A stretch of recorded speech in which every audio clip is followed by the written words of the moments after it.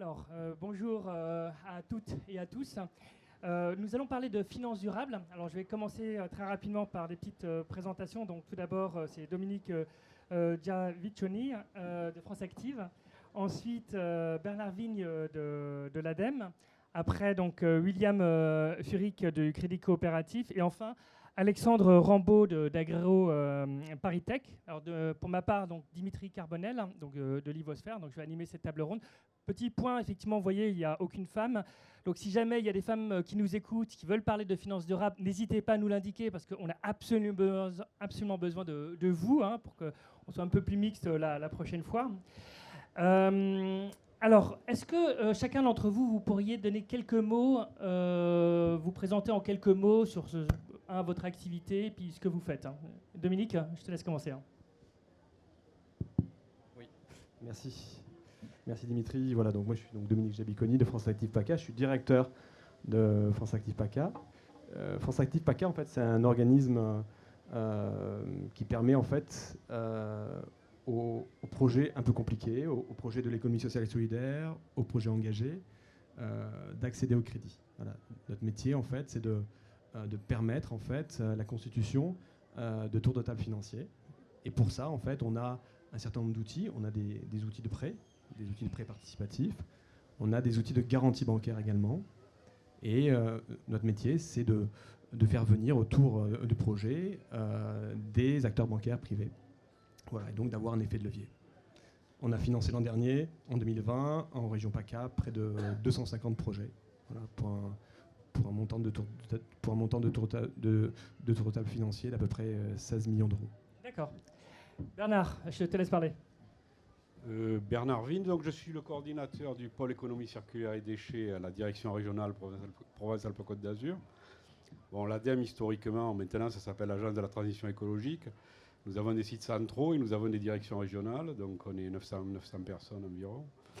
Et dans l'essence même de l'ADEME, nous apportons des subventions et des aides remboursables sur des domaines que sont l'énergie, l'économie circulaire, bon, qui est un domaine quand même assez vaste, on pourra y revenir, les transports, la mobilité, et la recherche et développement est aussi développée via les programmes d'investissement d'avenir chez nous. Donc c'est comme ça un petit peu que ça se passe.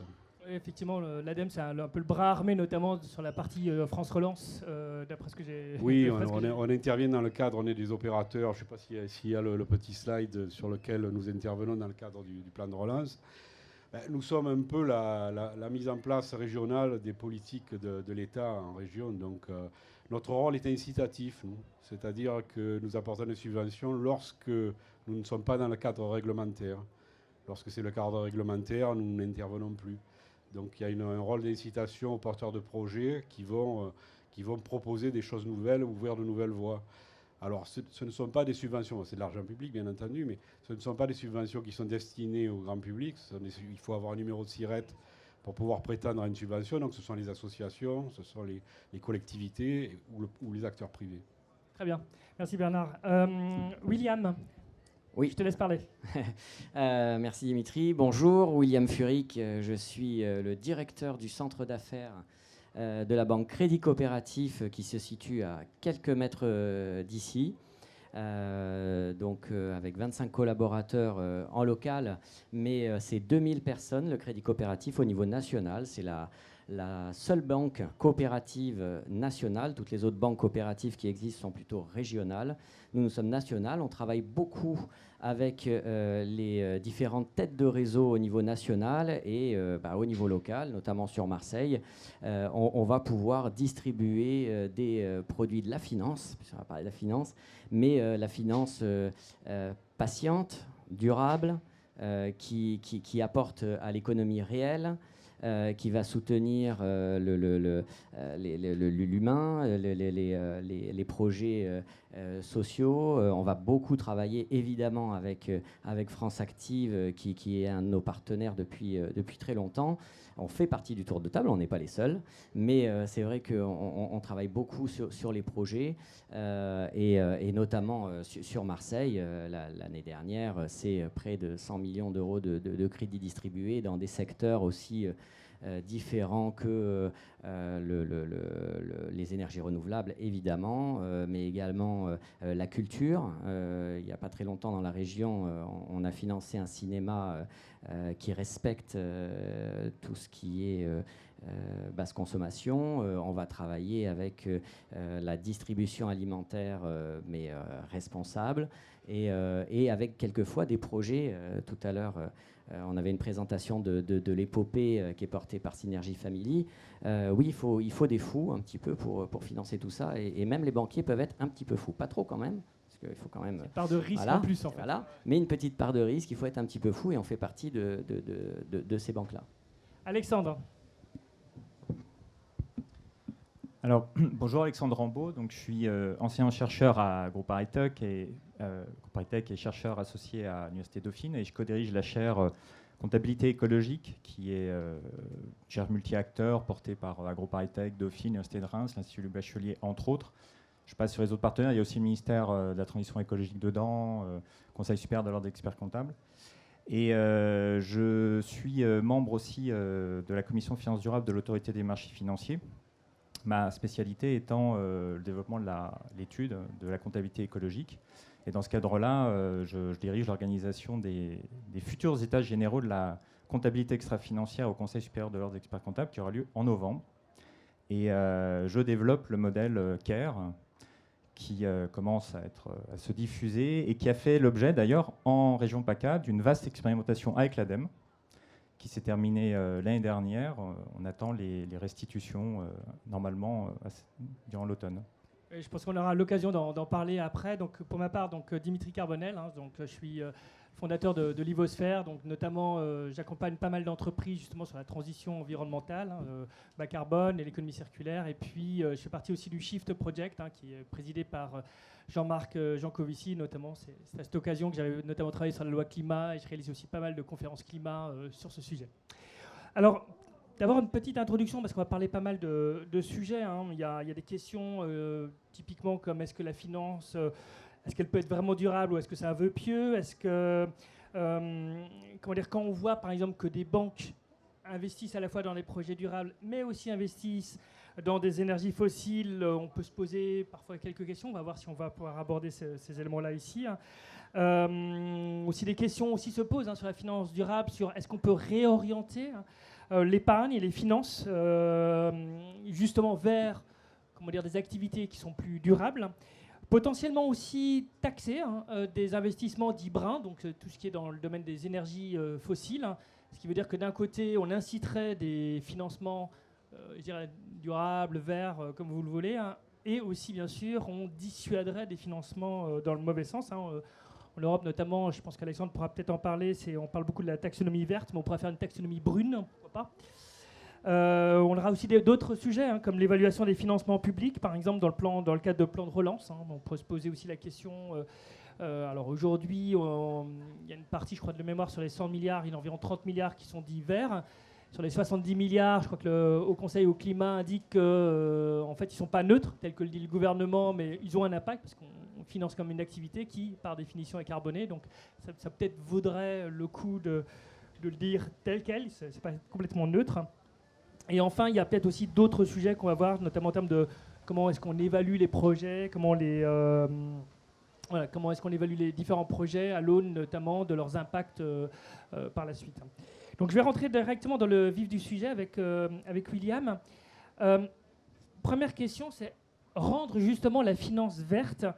Est-ce que c'est un vœu pieux ou est-ce que c'est vraiment possible? Est-ce qu'on a les moyens effectivement de rendre cette finance verte? Juste pour donner quelques éléments, souvent quand on entend, alors je dirais plutôt à l'extrême gauche, certaines personnes qui disent oui, il faut arrêter avec le capitalisme. Alors je ne suis pas sûr que ça soit évident d'arrêter complètement les flux d'argent, mais c'est une autre histoire. Mais est-ce que malgré tout, c'est possible effectivement de rendre cette finance entre guillemets un peu plus verte, ou est-ce que c'est vraiment difficile? Alors,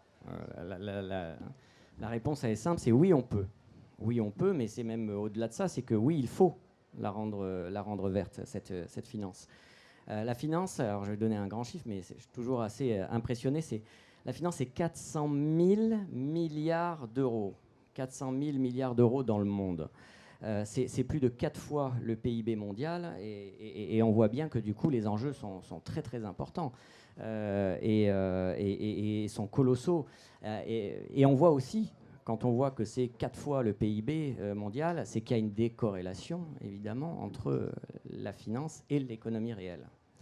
Nous, on s'attache au Crédit Coopératif à financer en priorité, voire même que l'économie réelle. Mais on est 1500, 2000 personnes. On est une petite PME de la banque, hein, même si on distribue beaucoup de crédits. Et effectivement, ça commence par nous, mais ça doit se propager à toute la finance. Et effectivement, il y a du chemin.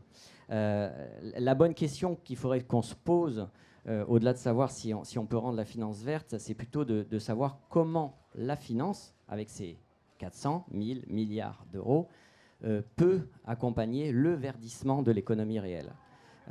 Plutôt le voir comme une aide que se dire voilà, on va tout changer, on va tout révolutionner. Non, comment on peut effectivement accompagner le verdissement de l'économie réelle, et là, oui, il y a des solutions.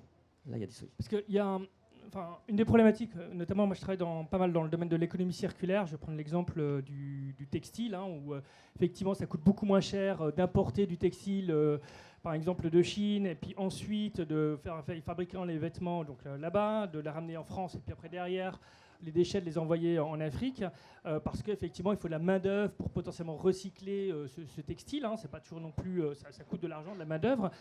Comment est-ce qu'on peut parvenir à rendre rentable ou est-ce que justement ces activités, est-ce qu'il faut les subventionner, est-ce qu'il faut légiférer? Il y a un mécanisme notamment d'ajustement de taxes carbone aux frontières. Quels sont les différents leviers qu'on pourrait utiliser?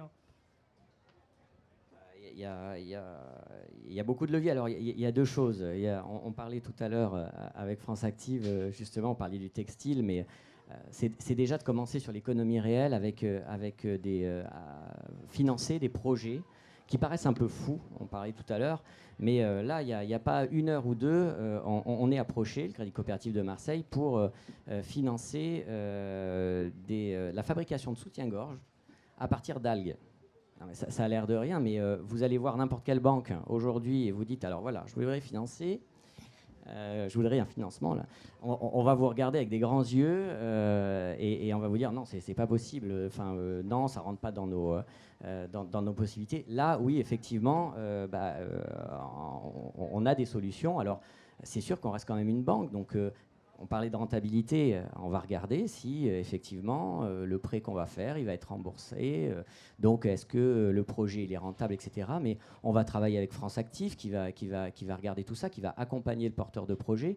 Il y a des solutions à ce niveau-là. Là, c'est sur l'économie réelle. Après, si on veut voir à une échelle beaucoup plus macroéconomique et savoir quels sont les leviers, oui, évidemment, sur la taxation, il faut aussi, il y a des choses à faire là-dessus. Après, peut-être que mon voisin pourra mieux en parler que moi sur tout ça. Mais oui, il y a des solutions. Après, je pense que c'est au quotidien aussi. Et puis, ça vient aussi des consommateurs. Faut faire confiance aussi aux consommateurs. Il faut lui donner les clés. Il faut lui donner l'information. Il faut pour cela être transparent. Et c'est vrai que nous, en tant que banque, tous les projets qu'on finance aujourd'hui sont transparents. Les clients, alors évidemment, avec le secret bancaire, évidemment, mais les consommateurs peuvent aller voir ce qu'on finance et se dire, voilà, on est sur une traçabilité, on est sur quelque chose qui est fléché pour la transition écologique, pour l'économie circulaire. Et donc, je choisis de confier mon argent à ces agents, ces acteurs, plutôt que toujours de se dire bon voilà, je vais sanctionner, on va aller se trouver des solutions pour sanctionner.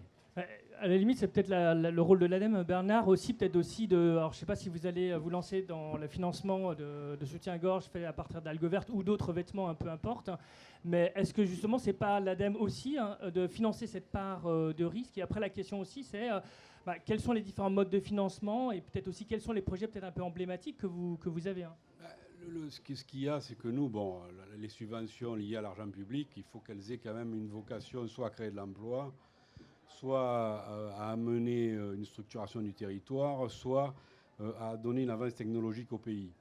Donc tout ce qui peut être filière de valorisation de déchets, c'est quelque chose qui nous intéresse. Et c'est quelque chose sur lequel on peut éventuellement amener. Bon, on a des critères, effectivement, comme je le disais, des critères liés à l'État, ce qu'il veut mettre en place, mais on a quelques latitudes parfois pour intervenir. Et effectivement, la subvention est une béquille au risque, de toute façon. C'est-à-dire que les gens qui prennent des risques, bon, moi je ne connaissais pas l'histoire du soutien-gorge à base d'algues. Bon, je ne sais pas si on pourrait intervenir sur le sujet, mais c'est vrai que toute création de filière comprend un risque et la subvention est là pour compenser ce risque. Puisque finalement, nous, on est dans le rôle incitatif, on fait prendre un risque aux porteurs de projet et c'est un peu une compensation à ce niveau-là. Oui, parce que ça signifie. Enfin, c'est vrai que bon, j'en connais des entreprises parfois ou des startups qui. S'appuie un petit peu trop sur les subventions et qui oublie que derrière, il y a un modèle économique quand même à avoir. Et lorsque la subvention, pouf, elle tombe... Oui, c'est exact. Bon, on a un peu ce problème-là avec les recycleries, par exemple. Les recycleries qui sont un concept qui est extrêmement intéressant, puisque ça évite la production du déchet et une remise en circulation, réemploi, réutilisation. Mais on voit bien qu'elle fait quand même appel énormément à l'économie sociale et solidaire. Et le modèle économique est fragile. Donc souvent, quand les aides s'arrêtent, arriver à vivre de cette activité, c'est pas si simple. Mais est-ce qu'on ne pourrait pas justement avoir des systèmes un peu de réduction progressive des aides? Peut-être que ça existe déjà, pour qu'ils comprennent que voilà, il faut commencer un petit peu à travailler un peu plus sur le modèle économique, ou peut-être que c'est pas possible, hein, je ne sais pas. En tout cas, c'est pas ce qui a été pensé par l'État. En fait, vous pensez à une diminution progressive de l'aide pour arriver à passer ce que le cap, modèle, quoi, hein. voilà, à ce que le modèle économique puisse se mettre en place. Oui, c'est peut-être des choses à écrire et à envisager. Oui, Il faudra qu'on en parle. Alors. Ouais. Après, ça crée quand même une complexité administrative aussi. C'est pour ça aussi. Oui, vas-y. Oui, là-dessus, effectivement. C'est-à-dire qu'ici, on a divers acteurs autour de la table, différents acteurs, et qui adressent finalement des moments différents de la vie d'une entreprise. C'est-à-dire que en règle générale, l'ADEME est plutôt en amont du marché, donc sur la R&D, des moments très risqués finalement, où les banquiers vont moins, voilà, voire pas vraiment. Voilà, donc l'ADEME est nécessaire à ce moment-là. Ensuite, il y a d'autres moments, d'autres stades de la vie de l'entreprise, le développement commercial par exemple, et là, une fois qu'une partie du risque finalement a été pris au niveau de l'ADEME sur la R&D, nous en fait, Crédit Coop, France Active, on peut intervenir. Prenez le relais en fait. Exactement. Il y a une logique de lien finalement entre des acteurs comme l'ADEME ou le conseil régional par exemple et les acteurs bancaires.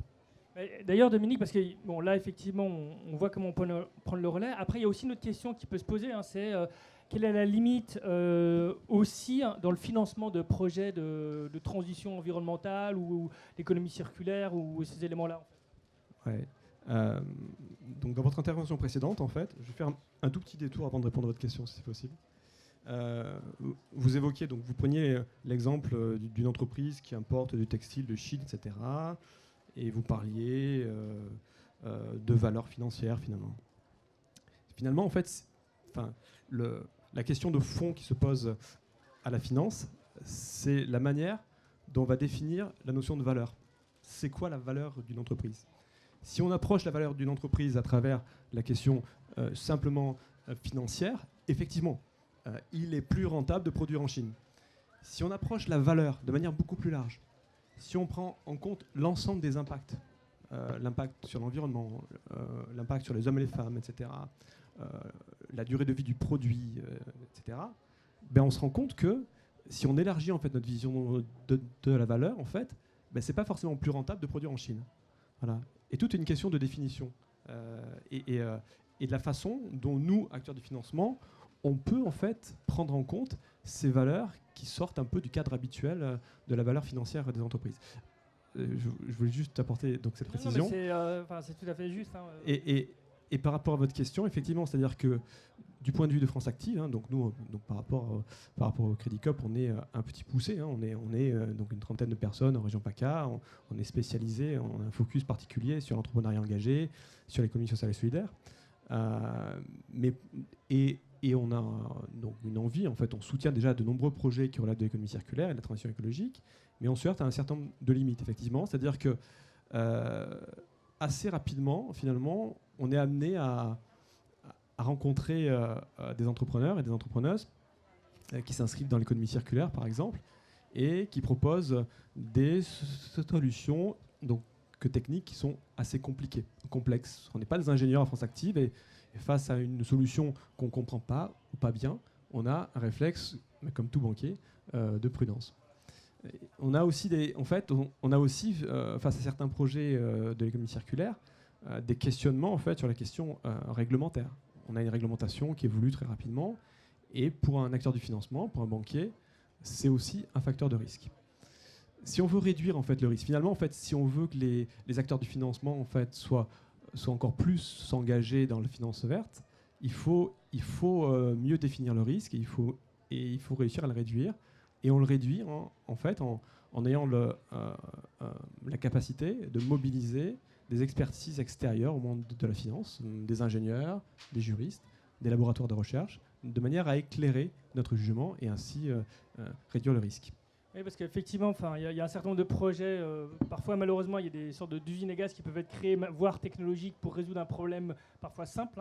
Donc, c'est même potentiellement absurde. Pour reprendre quelques exemples, c'est tout ce qui est capture de CO2, qui aujourd'hui est beaucoup plus c'est intéressant peut-être d'investir à long terme, mais qui est fortement, qui émet beaucoup de CO2. Après, il y a un point par rapport à la valorisation, notamment ce qu'on appelle des externalités négatives environnementales. Et je pense que ça concerne directement Alexandre. Je pense qu'il est pile poil dessus. Parce que lorsque justement, alors ça peut se faire au niveau d'un financement, effectivement, d'une initiative, d'un projet, d'une entreprise, d'une start-up, mais c'est même à l'intérieur même de cette entreprise. Lorsqu'ils ont un certain nombre de projets, comment est-ce qu'on intègre tous ces impacts environnementaux, positifs et négatifs. Et notamment, il y a un des enjeux dont on avait évoqué tout à l'heure, c'est la notion de double matérialité. Donc, si je me souviens bien, c'est bien étudier à la fois les impacts que l'entreprise va avoir sur l'environnement, mais aussi dans le sens inverse, les impacts que l'environnement va avoir sur l'entreprise. Et donc, ce qui je pense qui serait vraiment intéressant, c'est d'expliquer comment justement ce modèle, je dirais à la fois de double matérialité fonctionne, comment ça impacte effectivement l'entreprise. Puis après, on pourra avancer un peu plus loin par rapport à ça. Oui, alors effectivement sur ces questions, et pour revenir sur la question sur l'impact justement, alors qui est à distinguer de la notion d'externalité, parce que les deux ne sont pas synonymes. Éventuellement, je pourrais revenir dessus. Ça crée un certain nombre de confusions justement, Et notamment, on sait que dans les modèles bioéconomiques, l'intégration des externalités ne conduit pas à une préservation scientifique suffisante. Sur la question de la double matérialité, qui est en train de devenir un des sujets les plus brûlants à l'heure actuelle dans le monde de la finance et de la comptabilité durable au niveau international, et d'autant plus en Europe, la question qui se pose effectivement, c'est que la plupart du temps, quand on parle de la prise en compte du social et de l'environnemental, et quand je dis la plupart du temps, c'est 99% des cas, la vision est uniquement ce qu'on appelle une vision extérieure-intérieure, c'est-à-dire qu'on regarde les impacts positifs et négatifs de l'environnement sur l'entreprise, environnement social, environnement naturel. Et du coup, on a une réflexion qui est quasi systématique en termes de risque-opportunité, c'est-à-dire les risques, c'est les impacts négatifs sur, il faut le dire clairement, la valeur actionnariale de l'environnement, et les risques positifs, c'est ce qu'on appelle les opportunités de valeur. Par exemple, le changement climatique crée des opportunités, ça dégèle des terres, donc je veux dire, ça crée des opportunités, notamment, et en crédit de carbone, etc. Et donc, cette réflexion-là, elle est, encore une fois, ultra majoritaire, et elle ne permet en aucun cas, d'atteindre une quelconque durabilité. Ça peut éventuellement amener une réflexion sur la résilience des modèles d'affaires, et encore, parce qu'on peut vraiment en discuter. Et donc, ce qui est en train d'être discuté au niveau de l'Union européenne, c'est justement de faire en sorte que les systèmes comptables et financiers intègrent l'autre matérialité, c'est-à-dire... Alors, la matérialité, au passage, en comptabilité, pardon, parce que ça peut être un mot barbare, ça correspond à la pertinence de l'information. Qu'est-ce qui est significatif ? Qu'est-ce qui apporte une information qui doit être prise en compte ? Et donc, la matérialité qu'on appelle intérieur-extérieur, c'est les impacts de l'intérieur, l'entreprise, ou d'ailleurs les portefeuilles, sur l'environnement. Et là, on est au tout début des travaux, avec une différence extrêmement profonde entre la philosophie de l'Union européenne, qui a décidé, et ça a été une décision vraiment officialisée, votée au niveau de l'Union européenne, de dire que maintenant, toutes les réglementations, et notamment ce qu'on appelle le plan d'action européen pour la finance durable, devaient être en double matérialité. Et ça va arriver, là, vraiment. Tandis que côté pays anglo-saxon, on est exactement à l'inverse. C'est-à-dire qu'il n'y a absolument pas une volonté d'aller vers une matérialité intérieure-extérieure. Et quand on va sur une matérialité intérieure-extérieure, ça pose énormément de problèmes. Parce que du coup, ça veut dire, la conséquence de ça, c'est qu'il faut définir des notions, par exemple, comme les bons états écologiques des milieux naturels. C'est-à-dire justement les seuils scientifiquement décidés et collectivement acceptés qui permettent de savoir si on a un impact ou pas, un impact négatif ou pas. Il faut décider aussi ce qu'on appelle, il faut avoir des critères pour décider ce qu'est le travail décent, ce qu'est l'intégrité, la préservation de l'intégrité d'un individu. Et tout ça, donc, c'est des enjeux de taxonomie, c'est des enjeux de travail collaboratif très poussés avec les scientifiques. Mais on est au tout début, c'est-à-dire que, juste pour donner un exemple, le bon état écologique des sols, eh ben, on ne sait pas ce que c'est. Il n'y a pas d'institution qui fixe ça. Donc, actuellement, dire j'ai un impact négatif sur un sol, on n'est pas capable de donner un critère objectivé. C'est pas qu'on n'a pas de données scientifiques, hein, et on travaille, mais on n'a pas d'institution qui va dire voilà, ça, c'est pas bon, ça ne respecte pas le bon état écologique du sol, par exemple. Alors qu'on a ça sur le cycle de l'eau. Donc il y a une absence de données monumentale et une fragmentation plus des acteurs, parce que côté climat, ça va être le GIEC avec l'initiative SBT, les Science Based Targets, qui vont faire ça. Côté biodiversité, c'est l'IPBES. Côté cycle de l'eau en France, c'est les agences régionales de l'eau. Côté le sol, il n'y a personne. Donc c'est fragmenté et en plus, on a l'absence d'information. Et ça, c'est la base, mais vraiment le début du commencement pour aller vers une vision matérialité donc intérieure-extérieure. Et ce qui est quand même assez hallucinant, franchement, c'est qu'on parle de développement durable depuis des années.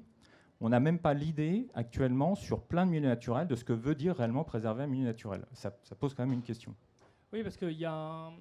Bon, effectivement, on pourrait avoir une approche peut-être, alors je ne sais pas si c'est facile ou pas, qui consisterait à avoir des sortes des visions grosso modo, parce que c'est comme tout, hein, c'est comme les émissions de CO2, on peut aller très très loin en aval ou en amont, mais on peut avoir une idée globale. Il y a un autre point sur la double matérialité. Je pense que ce serait extrêmement intéressant que à un moment ou un autre, les programmes des candidats des présidentielles soient évalués en double matérialité. Hein. Je pense que dans le plan de relance, ça pourrait déjà être le cas, mais ça pourrait être le fait pour les... Je pense que c'est vraiment intéressant de voir cet impact-là. Après, il y a une autre question qui se pose parce que, je prends un exemple tout simple, hein, imaginons Total Energy, hein, on va calculer sa double matérialité hein, et potentiellement, cette entreprise va se retrouver avec un bilan extrêmement négatif, hein, c'est fort probable, et potentiellement qui pourrait tout à coup valoir beaucoup moins que zéro. Comment est-ce qu'on arrive à gérer ce type de situation ? Est-ce qu'il faut avoir une sorte de double matérialité progressive ou est-ce qu'au contraire, il faut y aller d'un coup ou il faut accompagner l'entreprise ? Comment est-ce qu'on fait pour gérer ça ? Alors, c'est évidemment une énorme question. Ce qui se passe, c'est que cette question donc, de la double matérialité, et notamment de la matérialité intérieure-extérieure, et du respect des bons états écologiques, génère une notion qui s'appelle la dette écologique. C'est-à-dire que si on ne respecte pas un bon état écologique, on s'endette vis-à-vis directement de la nature. Et même chose pour les êtres humains, on a des dettes aussi donc sociales. Et le problème, c'est qu'on s'est habitué, et c'est normal, hein, sur le système financier, à avoir comme première performance, c'est la solvabilité, c'est-à-dire la capacité à faire face au remboursement de l'argent qui est apporté à l'entreprise. Mais quand on est au niveau de l'environnement des êtres humains, alors là, par contre, on n'en parle pas du tout. C'est-à-dire que ce que j'appellerais une solvabilité écologique et sociale, on est vraiment très très loin d'en discuter, c'est-à-dire cette idée que l'environnement et les êtres humains font d'eux-mêmes en fait une avance à l'entreprise, à l'exploitation, et qu'à minima, il faudrait quand même leur rendre exactement ce qu'ils ont emporté. C'est-à-dire ce n'est pas toujours très simple. Hein. Le réchauffement climatique, ça va être compliqué de revenir en arrière. Hein. Oui, mais justement, ce qui se passe, c'est la stratégie notamment SBT, c'est-à-dire le respect du budget carbone. Les budgets carbone correspondant à un respect d'une stabilité climatique. C'est une traduction d'un respect de stabilité climatique. Et donc, l'idée, c'est de dire, à partir du moment où une entreprise n'est pas solvable financièrement, elle doit fermer ses portes. À partir du moment où une entreprise n'est pas solvable écologiquement et socialement, c'est que son modèle d'affaires ne peut pas tourner.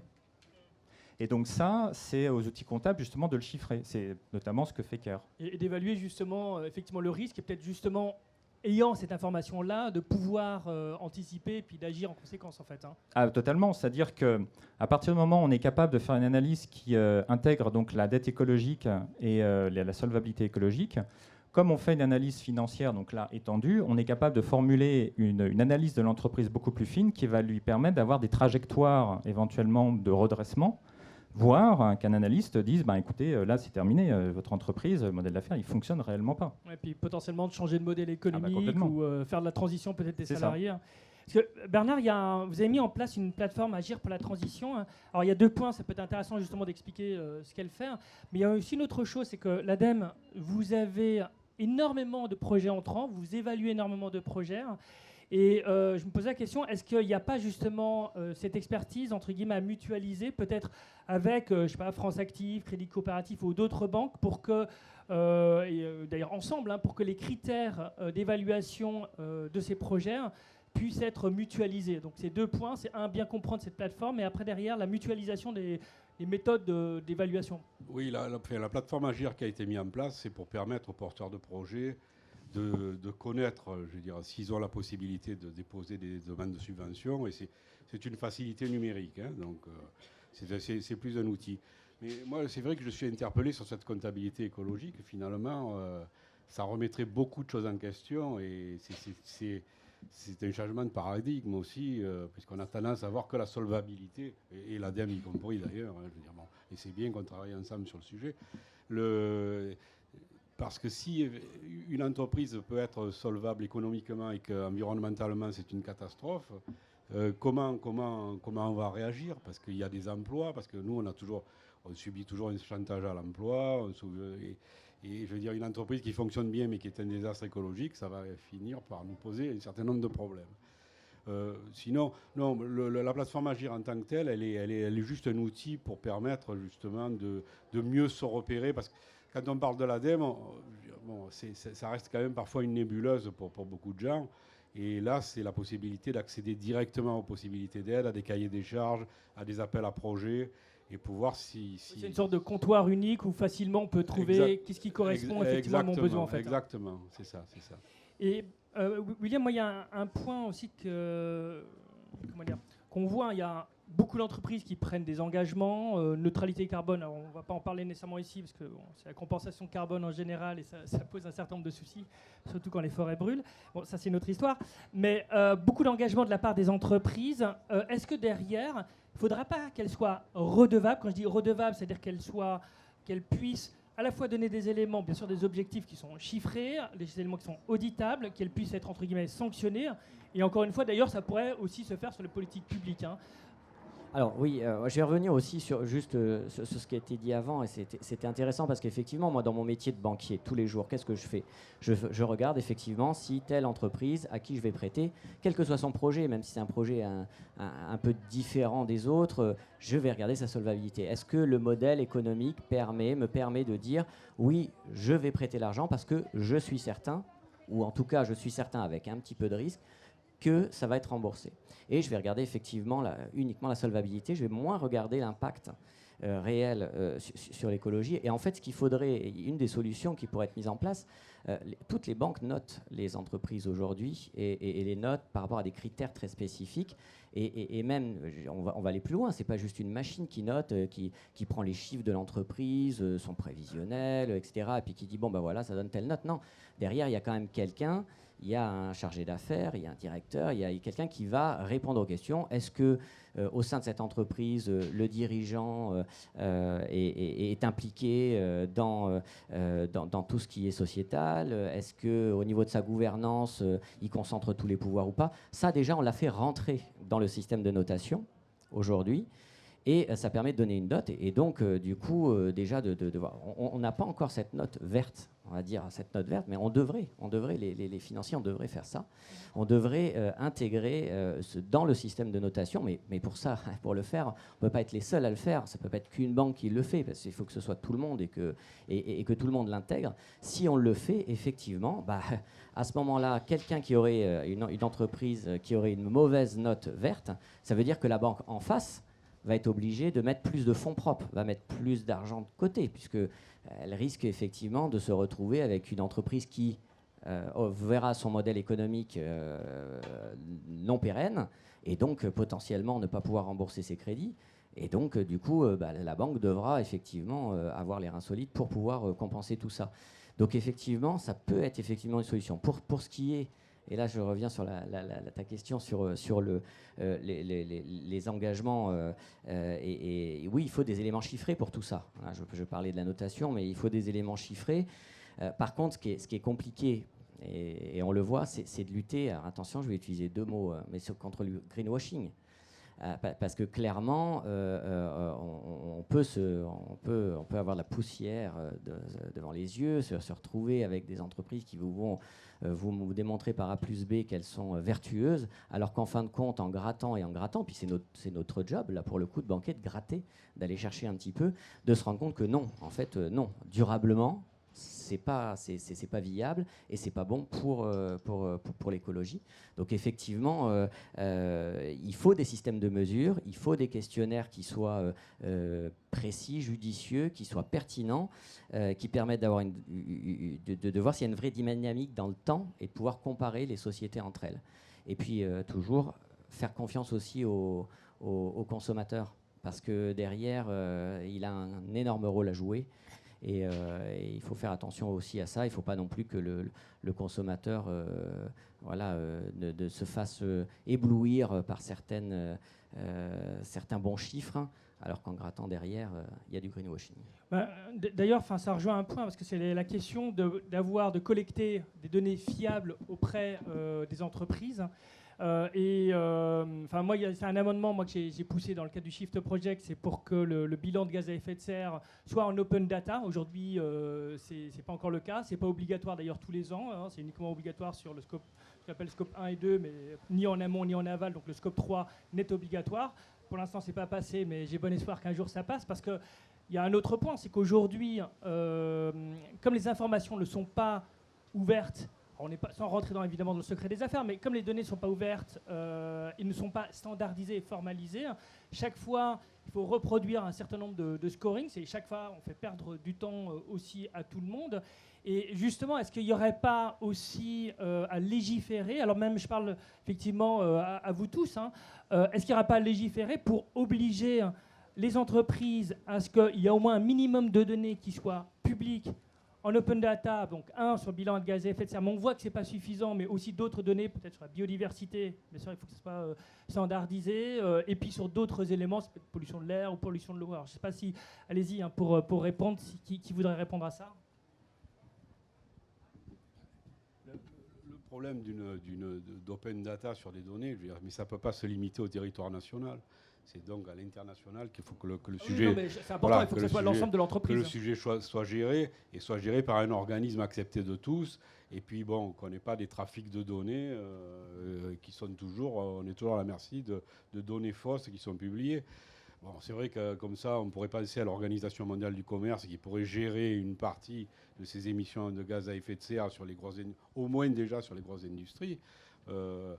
Mais après, bon, alors est-ce qu'on va donner des sanctions? Qui va les donner? Je veux dire, mais c'est cet organisme-là. Il faut un organisme chapeau pour pouvoir faire ça. Vous pouvez pas le faire chacun dans votre coin. Oui, mais enfin, on pourrait tout à fait imaginer, parce que, comment dire, que déjà aujourd'hui, c'est obligatoire sur le scope 1 et scope 2 pour les entreprises qui sont situées en France. Et il me semble que c'est pas uniquement pour les établissements qu'ils ont en France, mais aussi à l'étranger. Donc ça signifie qu'on peut tout à fait couvrir l'ensemble de l'activité de l'entreprise. Oui, sur ses filiales. Bon, là, on parle français. Je veux dire, c'est celle qui était installée en France, plus ses filiales. Oui. Maintenant... et les établissements aussi étrangers, les établissements étrangers qui ont des filiales en France. En France, mais... C'est déjà un premier pas. Oui, c'est déjà un premier pas. Parce que va se poser le problème, c'est que si tout le monde n'est pas logé à la même enseigne, économiquement, vous allez créer des déséquilibres. C'est ça le souci. C'est-à-dire, si tout le monde ne publie pas les données et qu'il n'y en a qu'un pays fait l'effort, il va peut-être se mettre en difficulté par rapport aux autres qui ne publieront rien. Oui, mais si on ne fait rien, il ne se passera rien. Ça peut être effectivement d'avancer. Mais on parlait d'une comptabilité écologique. Alors bon, on parle des gaz à effet de serre. Maintenant, on arrive à peu près à cerner ce qui se passe. Mais sur des milieux complexes comme les sols, comme vous évoquiez, il faut des critères, il faut des indicateurs. C'est pas simple et on ne maîtrise pas toujours tout sur ce qui se passe. Et je veux dire, l'environnement et la biodiversité, c'est quelque chose de très complexe. Il y a le visible et il y a le non visible. Donc, on est aussi face à... Je veux dire, la science, elle a ses limites aujourd'hui. On n'arrive même pas à prévoir. Donc, il faut pouvoir aussi taxer ou dire c'est pas bien, mais avec des arguments scientifiques qu'on ne peut pas remettre en cause. Dominique, il y a... Ouais, juste pour réagir par rapport à ce que tu viens de dire, Bernard. Je pense qu'il faut aussi peut-être traiter les entreprises de façon différente en fonction de leur taille. On sait, nous, en fait, on s'est posé la question de la comptabilité extra-financière à France Active, par exemple. Et assez rapidement, en fait, on arrive à des systèmes assez complexes. Peut-être que c'est applicable, en fait, de manière assez... que c'est gérable pour une grosse boîte qui a des filiales, etc.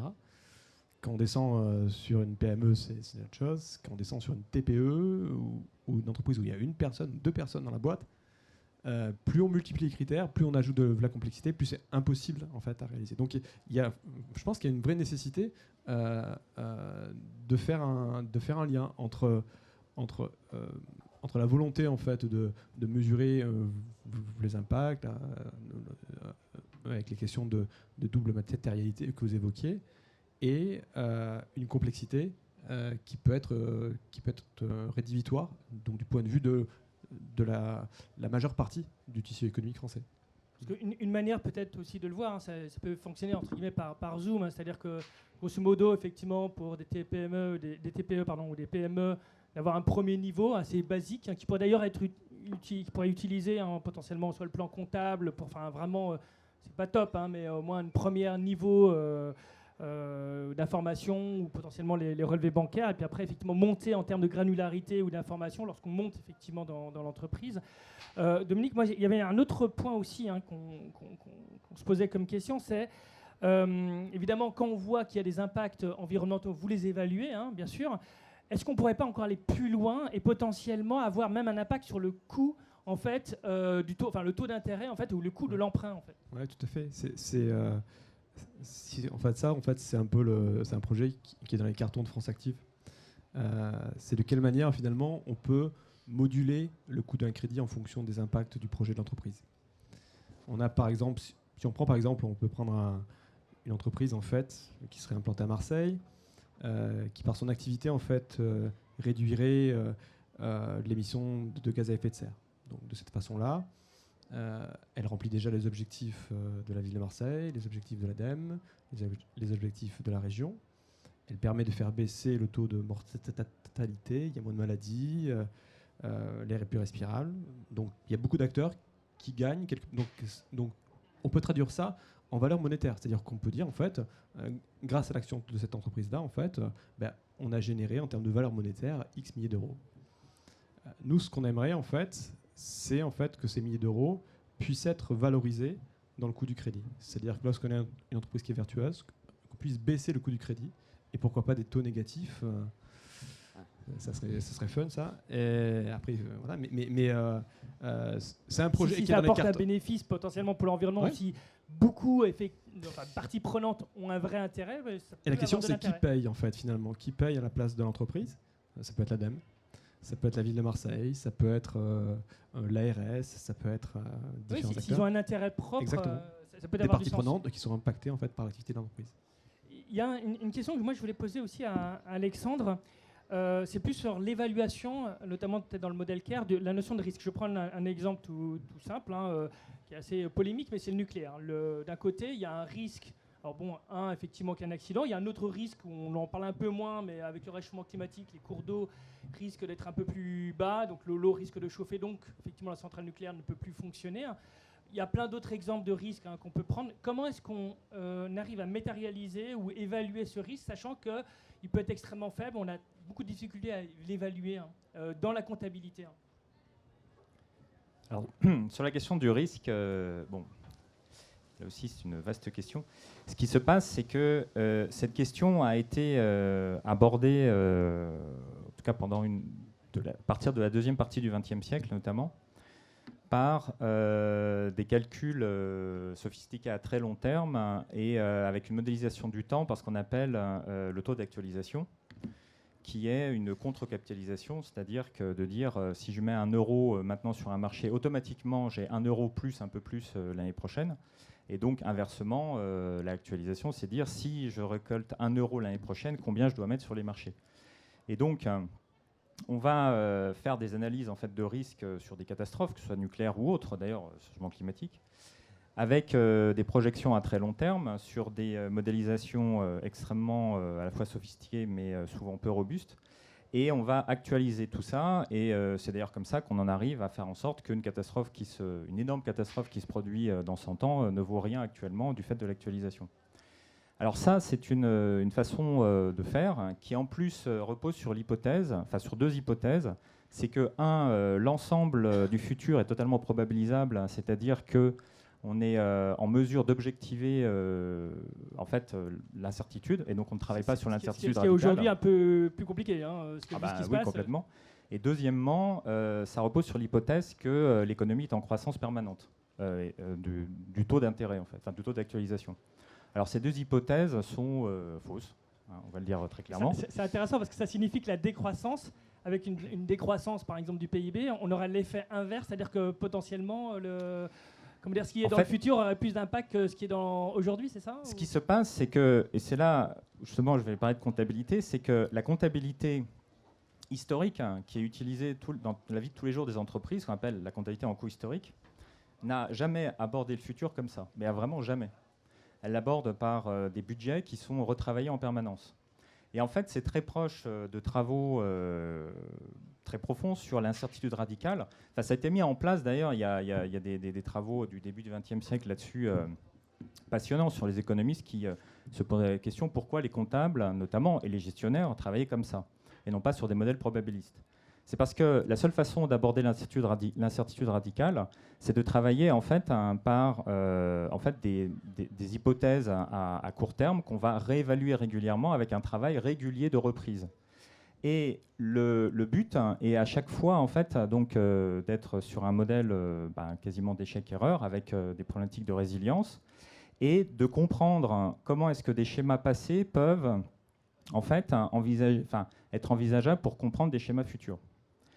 Et donc ça renvoie par exemple en théorie ce qu'on appelle les travaux de Latour, dont on parle beaucoup actuellement dans les médias, qui ont beaucoup travaillé là-dessus. Et ce que je veux dire par là, c'est que du coup, on se retrouve dans une situation où le monde, on va dire, de la finance, une grande partie du monde de la finance, travaille exactement comme le monde de la gestion des entreprises n'a jamais travaillé pour aborder l'incertitude et le risque, et sur des modèles en fait qui ne peuvent pas fonctionner. Donc ça pose vraiment un problème de fond, et ça conduit d'ailleurs, on a un exemple qui est devenu malheureusement assez illustre, qui a été d'appliquer ça en fait en comptabilité sur la gestion des écosystèmes. C'est ce qu'on appelait la norme, alors non barbare, la norme comptable IS 41, qui était une norme qui gère les actifs dits biologiques, donc les plantes et les animaux qui sont exploités par les entreprises, qui demandait en fait aux entreprises d'utiliser ce type de modèle donc à très grande échelle, avec cette modélisation sur le devenir en fait des actifs biologiques exploités par une entreprise. Bon, le gouvernement malaisien plus d'autres gouvernements ont fait des projections pour savoir ce que ça allait faire pour les entreprises. Ça crée une instabilité radicale de l'économie, voire des désastres environnementaux. Et alors là, c'est le ministre de l'économie malaisien qui a fait reporter ça. C'est-à-dire que ce n'est pas des associations écologistes. Tu peux expliquer un petit peu le paradoxe Oui, parce qu'en fait, premièrement, les modèles qui sont faits font que pendant, par exemple, là, c'était des modèles qui étaient à 50 ans. C'est-à-dire que sur 50 ans, on prévoit de façon directe, même si on met des probabilités, une probabilité, en fait, ce n'est pas une incertitude radicale. C'est-à-dire, en fait, on va travailler par espérance, par moyenne. Donc, c'est-à-dire que sur 50 ans, on bloque tout ce qui se passe. Donc, on est absolument, et c'est ça qui est paradoxal, si on met un modèle probabilisé, eh ben, on n'est pas capable de faire face aux réels risques. C'est-à-dire que ça, c'est la première chose. Donc, la deuxième chose, c'est qu'en utilisant en fait, la valeur actualisée, donc le taux d'actualisation, en fait, on démontre, alors là, c'est un tout petit peu technique, mais qu'une entreprise, alors c'était le cas sur les exploitations qui utilisaient des actifs biologiques. Vous avez là, par exemple, c'était sur des arbres qui n'étaient pas productifs pendant 5-6 ans et qui commençaient à être productifs progressivement au bout de 5-6 ans. Donc, pendant 5-6 ans, il n'y a rien qui sort de l'entreprise. Sur le modèle classique de comptabilité, en fait, pendant les 5-6 ans, il n'y a pas de génération de valeur, il n'y a rien. Enfin, je veux dire, c'est normal, on a un profit qui est nul et puis on est en attente de ce qui va se passer. Et on est conforme à la vie de l'écosystème. Sur les modèles avec taux d'actualisation, comme on prédit qu'il va y avoir une croissance future, en fait, on est capable, les normes comptables disaient, non, il va y avoir un énorme profit dès le début. alors qu'il n'y a rien qui sort. Et du coup, grâce à ça, ça va pouvoir déclencher des dividendes auprès des actionnaires alors qu'il n'y a rien qui sort, obligeant les entreprises à s'endetter pour payer les actionnaires. Et alors en plus, ça a créé une asymétrie d'information monumentale entre les actionnaires qui connaissaient ces modèles et qui étaient capables de revendre les actifs très rapidement à des gestionnaires qui ne savaient pas du tout où ça. Et alors là, on se retrouve dans la crise financière avec le jeu de la patate chaude et les derniers qui se retrouvent avec un actif toxique. Parce qu'en plus, le plus beau, c'est qu'avec ce modèle-là, quand on est en vitesse de croisière, en fait, le profit devient négatif. Donc, c'était un actif toxique. Donc, en fait, ça transformait toutes les exploitations agricoles malaisiennes, notamment, parce que c'était fait en Malaisie, mais on a les mêmes cas en Indonésie, en actifs toxiques à terme. Oui, ça montre bien la complexité, effectivement, de pouvoir évaluer, notamment cette notion de risque, et de risque surtout qui n'arrive pas nécessairement. Et bon, je pense à un chantier. Alors, effectivement, l'autre point, c'est normalement, il doit y avoir une normalisation internationale, mais comme on l'a vu, une normalisation internationale signifie une concertation, et comme ça signifie concertation, ça signifie du temps. Ok, on n'est pas sorti de l'auberge. Alors, juste terminer là-dessus, parce que c'est intéressant, parce que du coup, la Malaisie, en faisant pression sur le normalisateur comptable international, a réussi en fait à obliger à un changement de normes. D'accord. Bah, c'est intéressant qu'à ce pays-là ait justement réussi à le faire. Alors moi, il y a un autre point qui était intéressant de voir, c'est aussi, bon là c'est pour tous, quels sont les leviers, notamment financiers, qu'on pourrait utiliser pour accélérer le passage à soit une économie plus circulaire, plus locale, à une transition environnementale des entreprises. Alors bon, comme j'ai dit, il y en a des financiers, il y en a peut-être d'autres. Quels sont les leviers que vous voyez pour que ça accélère? Parce que malgré tout, il y a une petite urgence environnementale là, donc pour l'instant, ça y va un peu doucement, hein, par rapport au truc. Comment est-ce qu'on pourrait faire pour accélérer les choses? Je pense qu'il faut avoir une entrée systémique, c'est-à-dire que ça, en fait, la finance, en fait, le monde de la finance a son rôle à jouer, mais il y a plein d'autres acteurs autour de la table. Il y a notamment, donc on l'a déjà évoqué, l'État avec la réglementation. Il y a la consommation. Les consommateurs, en fait, ont un rôle à jouer en fait dans les choix d'achat. Il y a également les marchés publics, la commande publique en fait qui a un poids énorme en fait dans l'achat public et la question se pose de la façon dont ces priorités sont traduites dans l'achat public. C'est pas toujours le cas. Je viens d'une collectivité qui était exemplaire sur ce coup-là, mais il y en a d'autres qui le sont moins. Voilà. Okay. Vas-y. Oui, hop là. Ouais. Non, mais tout à fait. Effectivement, à chaque fois, je reparle du consommateur, mais il a un rôle extrêmement important à jouer. Au crédit coopératif, on distribue du crédit, mais on fabrique aussi, des placements. Hein, on a une filiale de gestion d'actifs qui s'appelle Ecofi. Et Ecofi, qu'est-ce qu'elle fabrique? Je parle vraiment aux consommateurs là pour le coup, parce qu'elle fabrique des produits de placement, et c'est la seule d'ailleurs société de gestion d'actifs en France qui le fait, 100% ISR, investissement socialement responsable. Donc là-dedans, il n'y a pas que de la biodiversité, il n'y a pas que du geste écologique, il y a aussi sociétal, il y a aussi la gouvernance, etc. Et ça, c'est très important parce que on doit, nous, financiers, proposer ce type de produits et donner envie aussi aux consommateurs de les acheter. Alors, la problématique qu'on va avoir, c'est qu'effectivement, on est sur des produits qui sont peut-être un peu moins rémunérateurs, ou tout du moins qu'ils le seront sur un temps beaucoup plus long. Mais il faut faire confiance au consommateur. Le consommateur, il est prêt à attendre. Et il veut une rémunération quand même, mais il est prêt à dire, OK, pas une rémunération à 3-4 chiffres, même à 2 chiffres d'ailleurs, mais une rémunération correcte. Et savoir qu'il va confier son argent effectivement sur des placements qui, après derrière, c'est quoi des placements? Quand un consommateur il va placer son argent, il va acheter un fonds commun de placement, un bout de fonds commun de placement, un bout de SICAV qui va être ISR, qui va respecter des critères RSE, etc. Qu'est-ce qu'il fait derrière? Mais derrière, il permet à Ecofi d'aller investir justement dans des entreprises où le banquier ne va pas spécialement aller directement parce qu'il va regarder la solvabilité. Là, effectivement, le consommateur peut jouer un rôle là-dessus. Il n'y a pas la limite, on pourrait imaginer une taxation, une fiscalité punitive, par exemple, lorsqu'on a effectivement des actifs qui vont vers plutôt, comme je l'ai dit tout à l'heure, plus des activités brunes, entre guillemets, fossiles, etc. Et une taxation qui serait plus allégée pour les autres activités. Après, c'est vrai qu'il y a une problématique. L'Europe le fait un peu avec la taxonomie, mais est-ce que ça pourrait pas être justement une option pour, entre guillemets, pour compenser potentiellement cet écart? Ou est-ce que vous pensez qu'il vaut mieux laisser le marché faire? Enfin, je parle pour tous, hein, je sais pas si...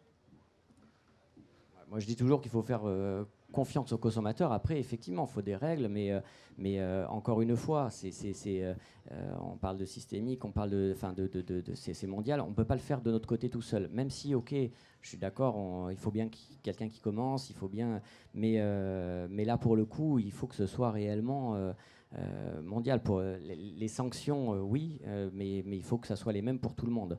En revanche, de l'autre côté, créer des choses un peu nouvelles, innover, et donner envie aux consommateurs d'y aller, ça par contre, on peut le faire dans son coin. On peut mettre un flash dessus, on peut montrer qu'on est capable, et logiquement, c'est un cercle vertueux. Là, pour le coup, nous, on joue là-dessus, c'est vrai, on joue cette carte-là, et d'ailleurs, on se refuse d'aller dans tout ce qui est financé du brin, d'aller dans les énergies fossiles. Ça, le crédit coopératif, c'est clair et net, donc c'est dans notre ADN, c'est depuis le début, parce que c'est nos valeurs. Il y a beaucoup de banques, il y a beaucoup de banques plutôt qui ont quand même une part soit très très forte, hein, d'ailleurs des actifs sur la partie brune. Mais alors pour le coup, encore une fois, là je vais aller dans mon petit terrain à Marseille, mais quand je valide un dossier, évidemment, j'ai certains critères, je regarde certains critères financiers évidemment, mais il y a un critère, il y a une question, c'est est-ce que l'entreprise respecte les critères RSE? Si c'est non, on ne va pas les financer. Donc, ce n'est pas une sanction, mais d'une certaine façon, si, parce que ça ne sera pas cette banque, ça ne sera pas notre banque qui apportera effectivement du financement à telle ou telle entreprise. Après, sur l'aspect plutôt macroéconomique des choses, savoir s'il faut une taxation, là, je laisse mes... Bernard, tu voulais dire quelque chose? Oui, alors dans le cadre de l'économie circulaire, justement, on a une portion qui est importante sur le rôle du consommateur. Alors, ce n'est pas un rôle direct financier, mais il peut avoir un rôle justement d'implication des entreprises qui sont liées à ça. Il faut aussi informer le consommateur et bien l'informer. À ce moment-là, il va avoir lui un rôle dans ce qu'il achète. Il va réfléchir parce qu'il ne faut pas, justement, c'est quand même une puissance importante. Parce que derrière, il y a les industries, il y a ceux qui produisent. Aujourd'hui, on parle de commerce local. Le bio, les supermarchés, maintenant, à une époque, c'était un petit peu les épiceries. Maintenant, c'est généralisé. Il y a une vraie volonté aussi des consommateurs de jouer ce rôle dans l'environnement qui influe justement sur le rôle des entreprises qui vont proposer des produits plus vertueux. On a toute cette notion aussi du consommateur, le réemploi, la réutilisation, l'allongement de la durée de vie, l'obsolescence programmée, c'est le consommateur qui l'a subi. Donc il y a une loi qui est sortie là-dessus, c'est compliqué, d'accord, mais on évolue vers ce genre de choses. Je ne vais acheter que ce dont j'ai besoin. On loue maintenant des choses, on ne va pas les acheter, on les loue. Le Bon Coin ou toutes sortes c'est quelque chose qui est en train de se généraliser, mais c'est sous, effectivement, l'impulsion des consommateurs. Oui, mais enfin, c'est vrai, hein, mais après, il y a aussi une question de, entre guillemets, du pouvoir d'achat. Et est-ce que, je vais donner un exemple, on pourrait très bien imaginer augmenter le taux TVA à 21% pour l'ensemble des activités, puis les réduire pour un certain nombre d'activités qui sont soit dans le domaine du circuit court, local, pour effectivement faire une compensation. Évidemment. Parce que ça inciterait aussi le consommateur à aller vers ce type de produit. Évidemment, nous à l'ADEME, moi j'avais fait remonter cette notion. Des produits recyclés, par exemple, ou des produits qui sont en réutilisation, en réemploi, la TVA, elle doit être diminuée. Donc ça, c'est quand même quelque chose d'important. La TVA, c'est un levier important pour ça. Mais bon, on a du mal, effectivement, à faire passer cette notion-là. C'est un peu compliqué. Hein. Pourquoi ? Parce que l'État, il aime bien récupérer la TVA. Oui, non, mais je suis d'accord. Mais par exemple, un des principes, ce que je disais, hein, c'est... On pourrait tout à fait imaginer augmenter le taux de TVA de 20 à 21%, hein, et après réduire justement les biens, la TVA pour un certain nombre de biens. Je suis d'accord avec vous. C'est ce qui avait été fait pour le bâtiment, parce qu'on voulait relancer le bâtiment, donc c'était une TVA réduite. Et regardez ce qui s'était passé à un moment donné, c'était les SEL, les services entre particuliers. L'État a considéré que c'était une volerie finalement et qu'il n'y avait pas de TVA qui était payé. Et donc c'était mal en point. Mais effectivement, moi je suis d'accord avec vous, la TVA est un outil de pilotage de ce genre de choses. Encore faut-il qu'il y ait une volonté politique de le faire. Hein. Je ne sais pas si vous aviez justement, notamment vis-à-vis du consommateur, parce on a parlé pas mal effectivement de certains leviers au niveau consommateur. Est-ce qu'il y a peut-être d'autres leviers, alors soit vers le consommateur, ou alors pour reprendre ce que je disais au début, d'autres leviers qui inciteraient à diriger ces flux, notamment financiers, vers des activités qui soient plus durables, vertes entre guillemets.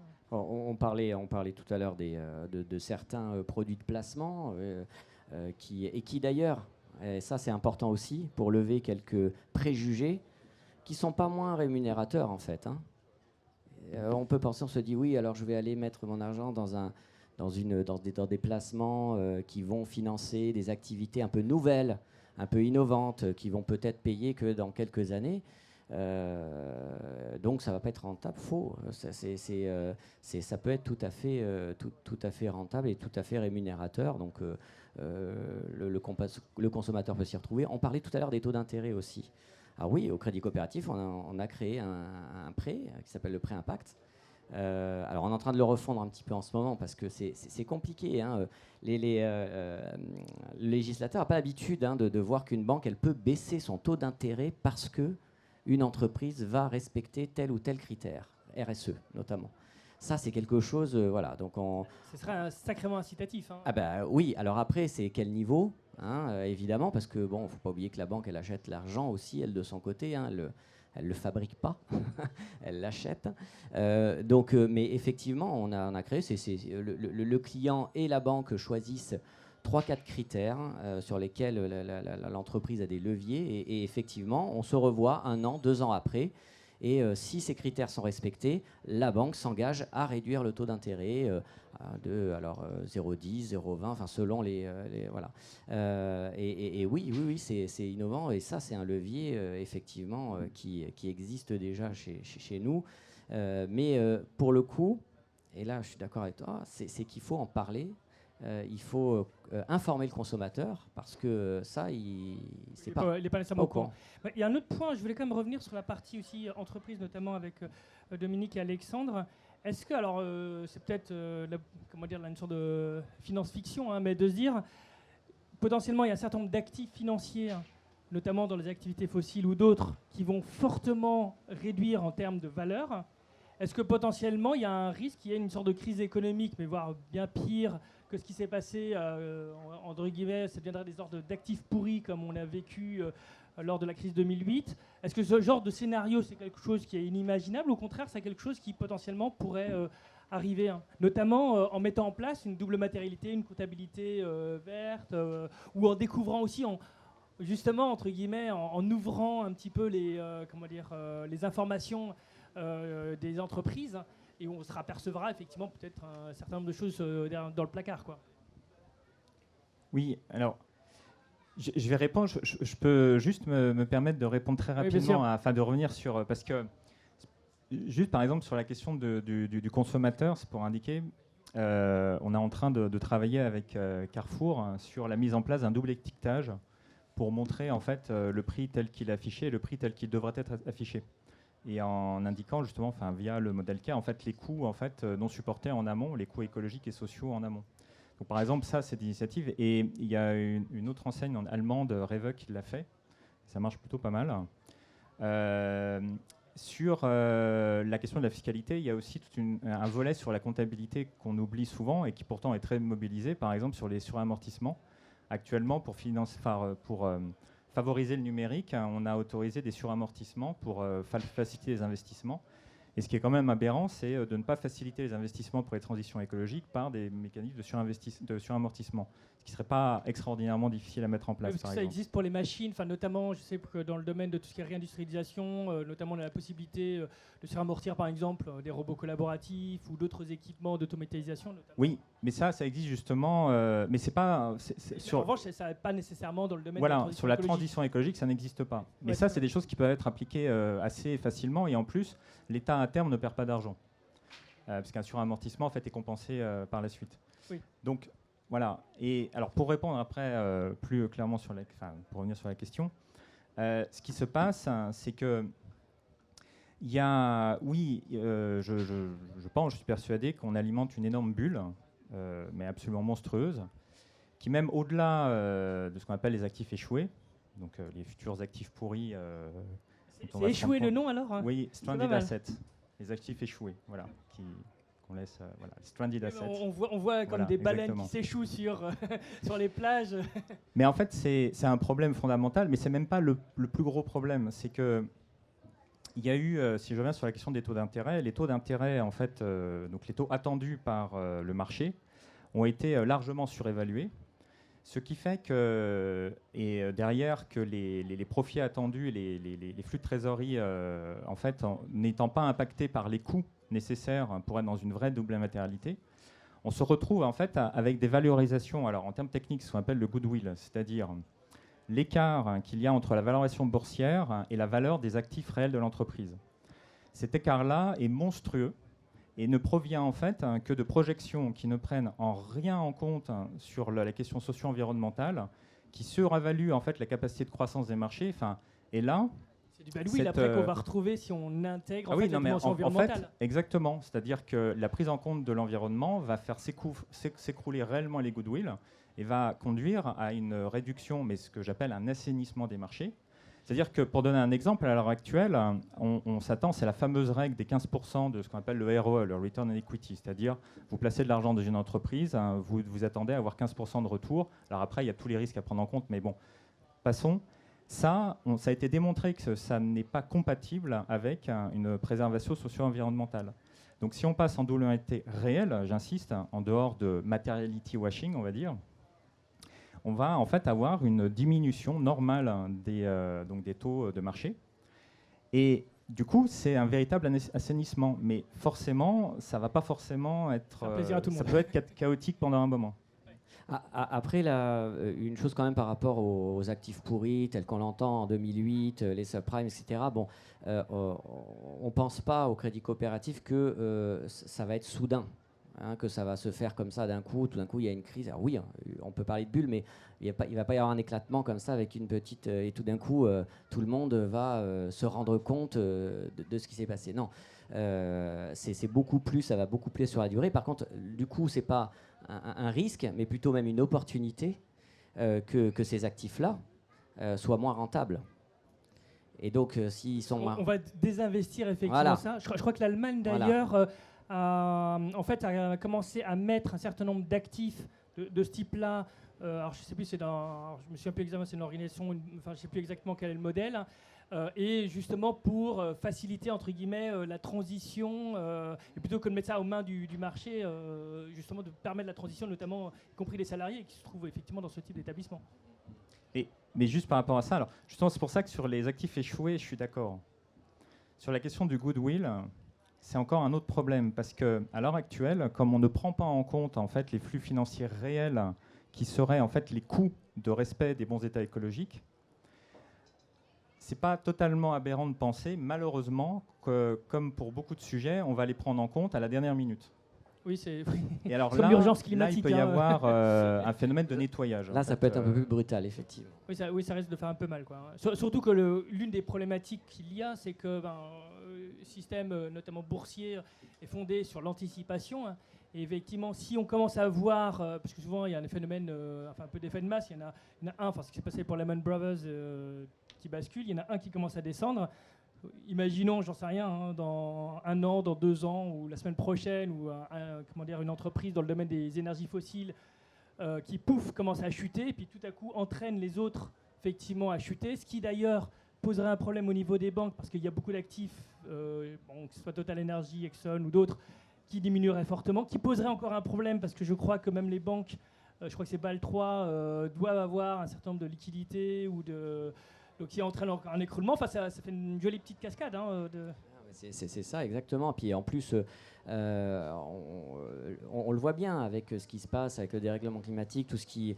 On parle des assureurs, mais les banques, c'est pareil. Hein, on est tous dans le même bateau, hein, pour le coup. Et quand on voit ce qui se passe ces derniers mois en Europe, c'est sûr que ça va être de plus en plus perçu comme un risque systémique. Ça va faire bouger les choses. C'est évident. Il va falloir, parce que ça va avoir trop de conséquences, justement, sur les fonds propres des banques. Et puis sur ce que les assureurs vont devoir sortir suite à ces catastrophes. Hein. Donc obligatoirement, ça va faire bouger les choses. Alors après, c'est toujours l'histoire de l'espace-temps. L'espace, hein, est-ce qu'on peut le faire ici, à Marseille, en France, en Europe? Mais non, on sait bien que c'est mondial. Et après, le temps, quel temps? On n'a plus le temps, c'est maintenant ou jamais, quoi.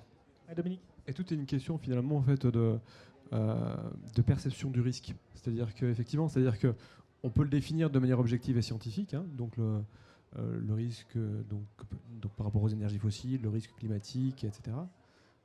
Mais entre la définition objective du risque et sa traduction psychologique, en fait, finalement, en fait, sa prise de conscience, en fait, il peut y avoir un écart. Effectivement, on peut se réveiller au dernier moment que le mur est là, en fait. Et là, il y a l'éclatement de la bulle. Ouais. Ouais.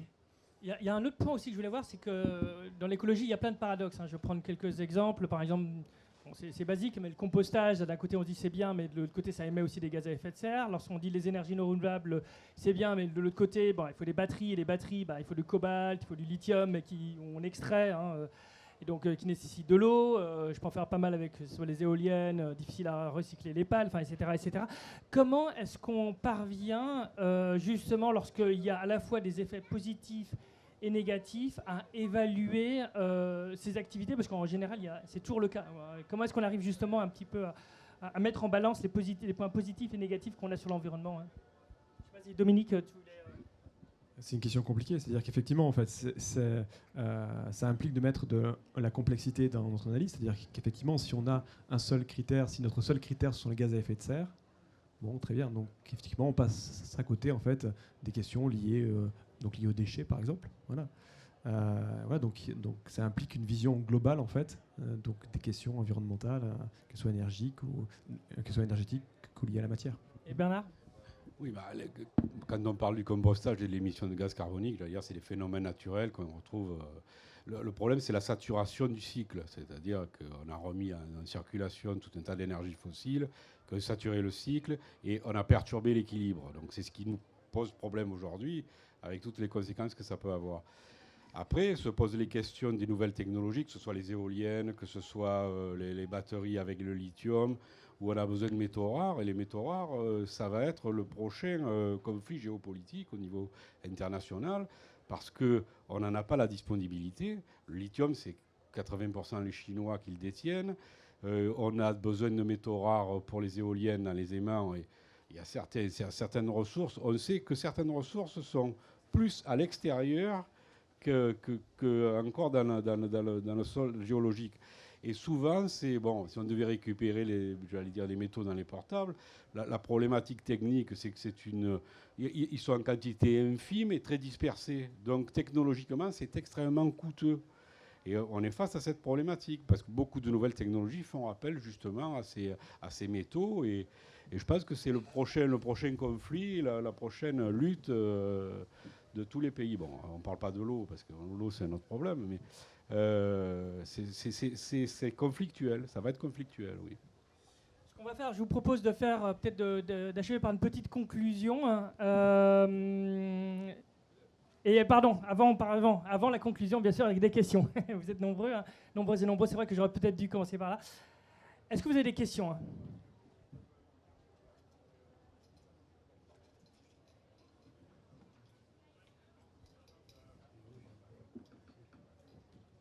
Bonjour.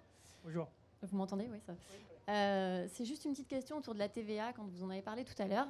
C'est vrai que je trouve que c'est un super levier qui pourrait fonctionner, mais ce que je ne comprends pas, c'est quand on l'a essayé, par exemple, il y avait aussi pour la restauration, en fait, finalement, c'est pas ni l'État ni les consommateurs qui jouent pas le jeu, mais c'est les entreprises qui sont au milieu et qui, en fait, le tarif ne change pas, et du coup, on a des mesures qui ne servent à rien. Et qu'est-ce qu'il y aurait comme solution pour pouvoir ce levier de la TVA fonctionne en fait. Alors moi, il y a peut-être un premier point par rapport à ça. Typiquement, c'est la conditionnalité. Donc, potentiellement aussi l'éco-conditionnalité. Je vais reprendre un exemple. Si on diminue la TVA sur les activités de réparation, évidemment, c'est les activités de réparation évidemment, qui vont être favorisées. Donc là, ça peut avoir du sens. Après, évidemment, il faut quand même bien s'assurer de ce qui est dans la réparation et pas ce qui est dans la réparation. Après, il peut y avoir d'autres conditions qui peuvent être apportées. Je pense que s'il n'y a pas ça, effectivement, il y a un risque. Donc, je ne sais pas qu'est-ce que vous en pensez. C'est vrai qu'au niveau de la restauration, ça a plutôt été un fiasco. Faut bien le reconnaître. Pour ce qui est de l'aspect environnemental, l'éco-conditionnalité, effectivement, est importante. Mais ça va être sur l'achat que vous allez faire de biens qui sont justement vertueux et durables, où il faudra qu'il y ait un côté positif dans l'achat du bien. Pour vous achetez un bien d'occasion, par exemple, c'est là que c'est intéressant d'avoir une TVA diminuée. Moi, c'est effectivement un risque toujours patent que la TVA elle aille dans la poche de celui qui devait la redistribuer. Après, je pense qu'il y a aussi des dispositifs qu'on peut avoir de manière expérimentée ou de manière transitoire. Je pense que c'est une bonne chose. Par exemple, pour imaginer, il faut voir si la TVA, c'est possible de le tester sur un territoire comme Marseille, par exemple, ou ici, PACA, mais qui permet de tester un petit peu justement s'il y a des dérives ou pas de dérives, quelle est l'ampleur de ces dérives, et d'ajuster potentiellement le dispositif par rapport à ça, et voir effectivement comment on réagit. Et puis après, il y a aussi la problématique de qu'est-ce qui est autorisé ou pas, par exemple pour la TVA, des choses qui ne sont pas possibles, notamment sur le plan européen. Il y a des réglementations qui sont très strictes là-dessus, donc il faut que ça rentre là-dedans, mais effectivement, c'est un levier effectivement qui est intéressant. Est-ce qu'il y a vous avez d'autres questions Alors juste une autre. Oui, pardon, allez-y, soyons fous. Non, je crois que c'est au niveau après des deux établissements bancaires là qui sont là, je voulais juste savoir, on entend souvent parler de vos engagements au niveau des entreprises, mais ça pourrait prendre un levier bien plus important s'il y avait beaucoup plus d'investissements aussi pour les projets perso, comme je sais pas, des acquisitions d'habitation, des choses comme ça. Et ça me semble assez moindre sur votre marché. Est-ce que c'est quelque chose qui va se développer, ou est-ce que vous restez vraiment figé plutôt sur le domaine de l'entreprise qui, oui, a plus d'impact, c'est normal, mais... Alors, déjà, historiquement, je parle pour le crédit coopératif, on a 128 ans d'existence. On a été créé par des entrepreneurs qui ne trouvaient pas de financement parce que leur activité était hors du périmètre finançable par les banques classiques. Et donc, ils se sont mis ensemble en coopérative, d'où le crédit coopératif. Et donc, on décidé de financer. Donc, c'est pour ça aussi déjà qu'on parle beaucoup sur les personnes morales, sur les entreprises aussi de l'économie sociale et solidaire. Ça fait à peu près 20-25 ans que le crédit coopératif est sur les particuliers. On fait beaucoup de financements classiques. C'est pas sur les financements qu'on va avoir un effet de levier. Pareil, je vais encore reparler de la consommation, mais on va donner le pouvoir au consommateur. Et comment on va lui donner le pouvoir ? En créant, on a créé depuis le contrat avec les particuliers une gamme qui s'appelle gamme Agir, que ce soit sur la carte bleue, que ce soit sur les placements type livret. Je prends les deux choses les plus simples qu'on connaît tous. La carte bleue, moi personnellement, j'ai une carte bleue. Je choisis avec quelle, là pour le coup c'est avec FNE que j'ai choisi. Dès que je dépense avec ma carte bleue, il y a 5 centimes qui sont reversés à l'association. Mon livret, Agir, il s'appelle Agir, je ne suis pas obligé de le prendre. Moi, au crédit coopératif, je laisse le choix. Le client, il veut un livret classique, il prend un livret classique. Il veut un livret Agir, je vais expliquer. Le livret Agir, c'est quoi ? C'est que sur sa rémunération, qui est certes, en ce moment, les taux d'intérêt ne sont pas extraordinaires, mais n'empêche qu'il y en a quand même un peu, tout ou partie, il peut décider, le consommateur, de dire c'est pour moi, ou alors je le redonne et c'est vous, Crédit Coopératif, qui allez le distribuer pour des actions concrètes, soit pour l'environnement ou même en habitat humanisme, pour pas mal d'autres sujets. C'est plutôt là-dessus, pas sur le financement. Alors on a quand même un certain prêt, il y a le prêt vert qui existe. Effectivement, qui va aider le consommateur à financer ces prêts qui ont un impact. Mais c'est encore une fois, on laisse le choix au consommateur, on lui propose des choses, c'est lui qui choisit, on lui laisse le pouvoir. Et franchement, ce qui est formidable, en tout cas moi je le vois avec nos clients, c'est qu'ils adhèrent tous. Quand on leur explique, quand on prend le temps d'expliquer ce qu'on fait, comment on peut agir avec son argent, pas juste de dire bah, tiens voilà, je suis obligé d'ouvrir un compte parce que j'ai mon salaire qui tombe dessus et puis bah, je sais pas trop ce qu'elle en fait la banque en fin de compte de cet argent, je sais pas, elle le met au coffre, elle va financer des énergies fossiles, je sais. Non, là vous pouvez choisir que votre argent que vous avez déposé, elle soit tracée et elle soit fléchée. Et là où nous, en tant que banque, on a une responsabilité, c'est qu'on a une responsabilité de communication. On doit communiquer et on doit être transparent. Et c'est là après que ça se fait et que le consommateur va choisir. Donc en fait, il y a un levier important au niveau de l'acte de consommation et de Tout à fait. l'épargne possible au moment de la consommation. Et l'épargne et même l'argent que vous avez sur vos comptes. Ouais. C'est même l'argent que vous avez sur vos comptes. Quand vous savez qu'il y a une banque qui vous laissez l'argent sur le compte et cet argent-là, elle va bien en faire quelque chose, elle ne va pas le laisser comme ça. Elle va les reprêter sur l'économie réelle auprès d'entreprises qui conçoivent, fabriquent par exemple des fermes photovoltaïques. Voilà, vous savez que vous allez normalement, en tant que consommateur, vous dites je fais un bon geste. Oui, Dominique. Donc du point de vue de France Active, en fait, la cible unique de France Active, ce sont les entrepreneurs et les entrepreneuses.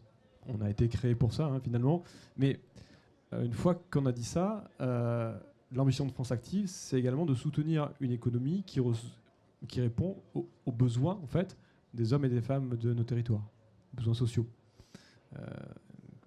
Dans ce sens-là, en fait, on a également une action en direction des particuliers, mais donc de manière un peu indirecte. Et est-ce que du coup, il y a des choix aussi pour que ce soit des investissements locaux, puisqu'on parle beaucoup de local, de territoire? Est-ce que... Nous, en fait, donc de notre point de vue, on a finalement, on a deux grandes cibles. En fait, on a l'entrepreneur individuel qui vient nous voir, qui a un projet, qui est implanté en PACA, et nous, on décide de le soutenir parce qu'il est engagé ou parce qu'il relève de l'ESS, etc. La deuxième cible, en fait, c'est les projets collectifs. On est très engagé également dans l'accompagnement de dynamiques collectives sur les territoires, sur des sujets différents. Ça peut être la consommation responsable, le logement, ça peut être la santé. Et dans ce sens-là, en fait, la question du territoire, et encore une fois de la réponse de France Active en fait, à la réponse à des enjeux, à des besoins en fait, propres au territoire, est centrale dans nos modalités d'intervention. Oui, non, c'est vrai que là, pour le coup, le territoire est très important. Quand on parle d'économie réelle, c'est ça, c'est l'économie dans le territoire et on va aller en priorité sur ça. Alors, ce qui est intéressant aussi, le choix. Qui fait le choix ? Qui me dit, moi, en tant que salarié d'une banque, directeur, tiens, il faut aller sur tel... ça vient de mon assemblée générale. Je suis une coopérative. Coopérative, elle appartient à qui ? Elle appartient aux sociétaires. Les sociétaires, c'est qui ? C'est mes clients. Et 3 fois, 4 fois dans l'année, je vais réunir mes clients. Ça, vous allez trouver des banques qui font ça et qui prennent le temps de réunir leurs propres clients de différents secteurs et dire voilà, sur quel secteur on doit innover, sur quel secteur en priorité on doit aller.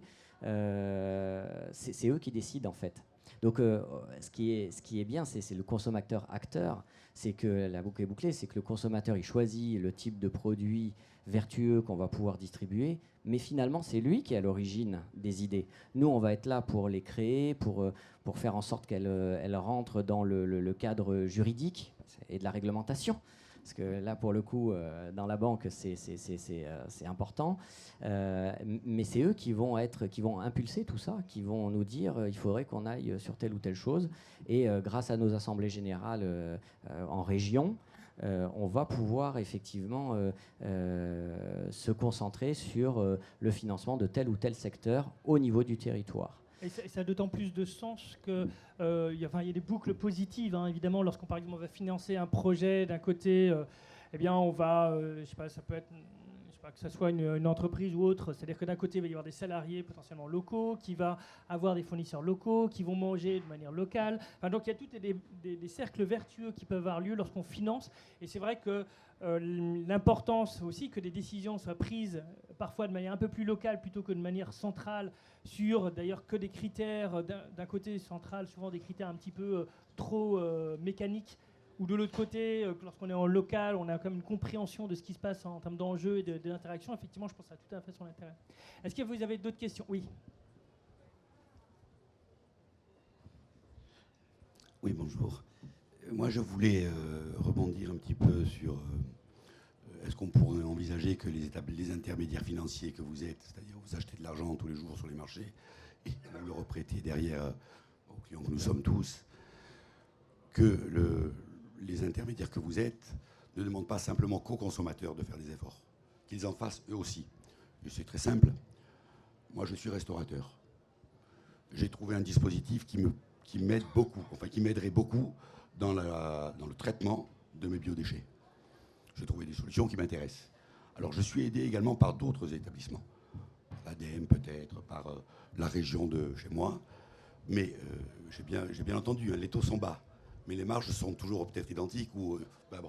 Est-ce qu'on ne pourrait pas imaginer que les banques mettent, entre guillemets, hein, la main au portefeuille à travers les marges aussi?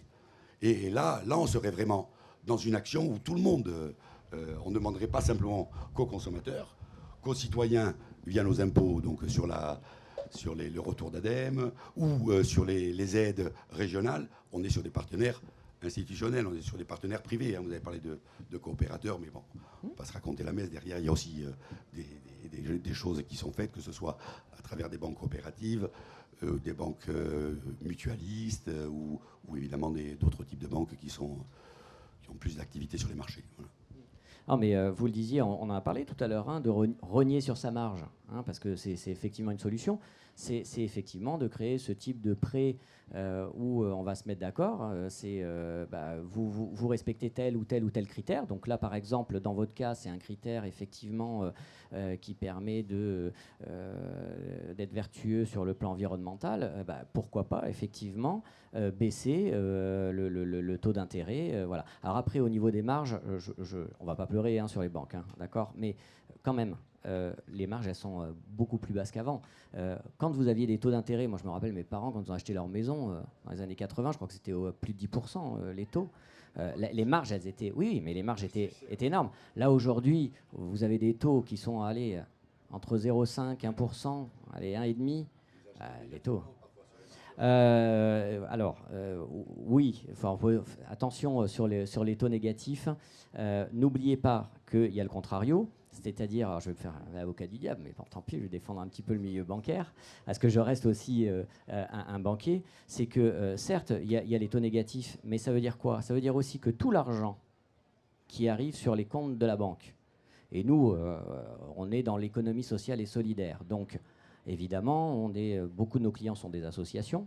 Les associations reçoivent des subventions qu'elles n'utilisent pas tout de suite. Hein. C'est pas comme une entreprise où tous les mois le chiffre d'affaires rentre et puis on paye, etc. Quoi, un restaurateur. Mais donc, par contre, voilà, c'est sur toute l'année. Donc, il peut y avoir des montants importants sur les comptes.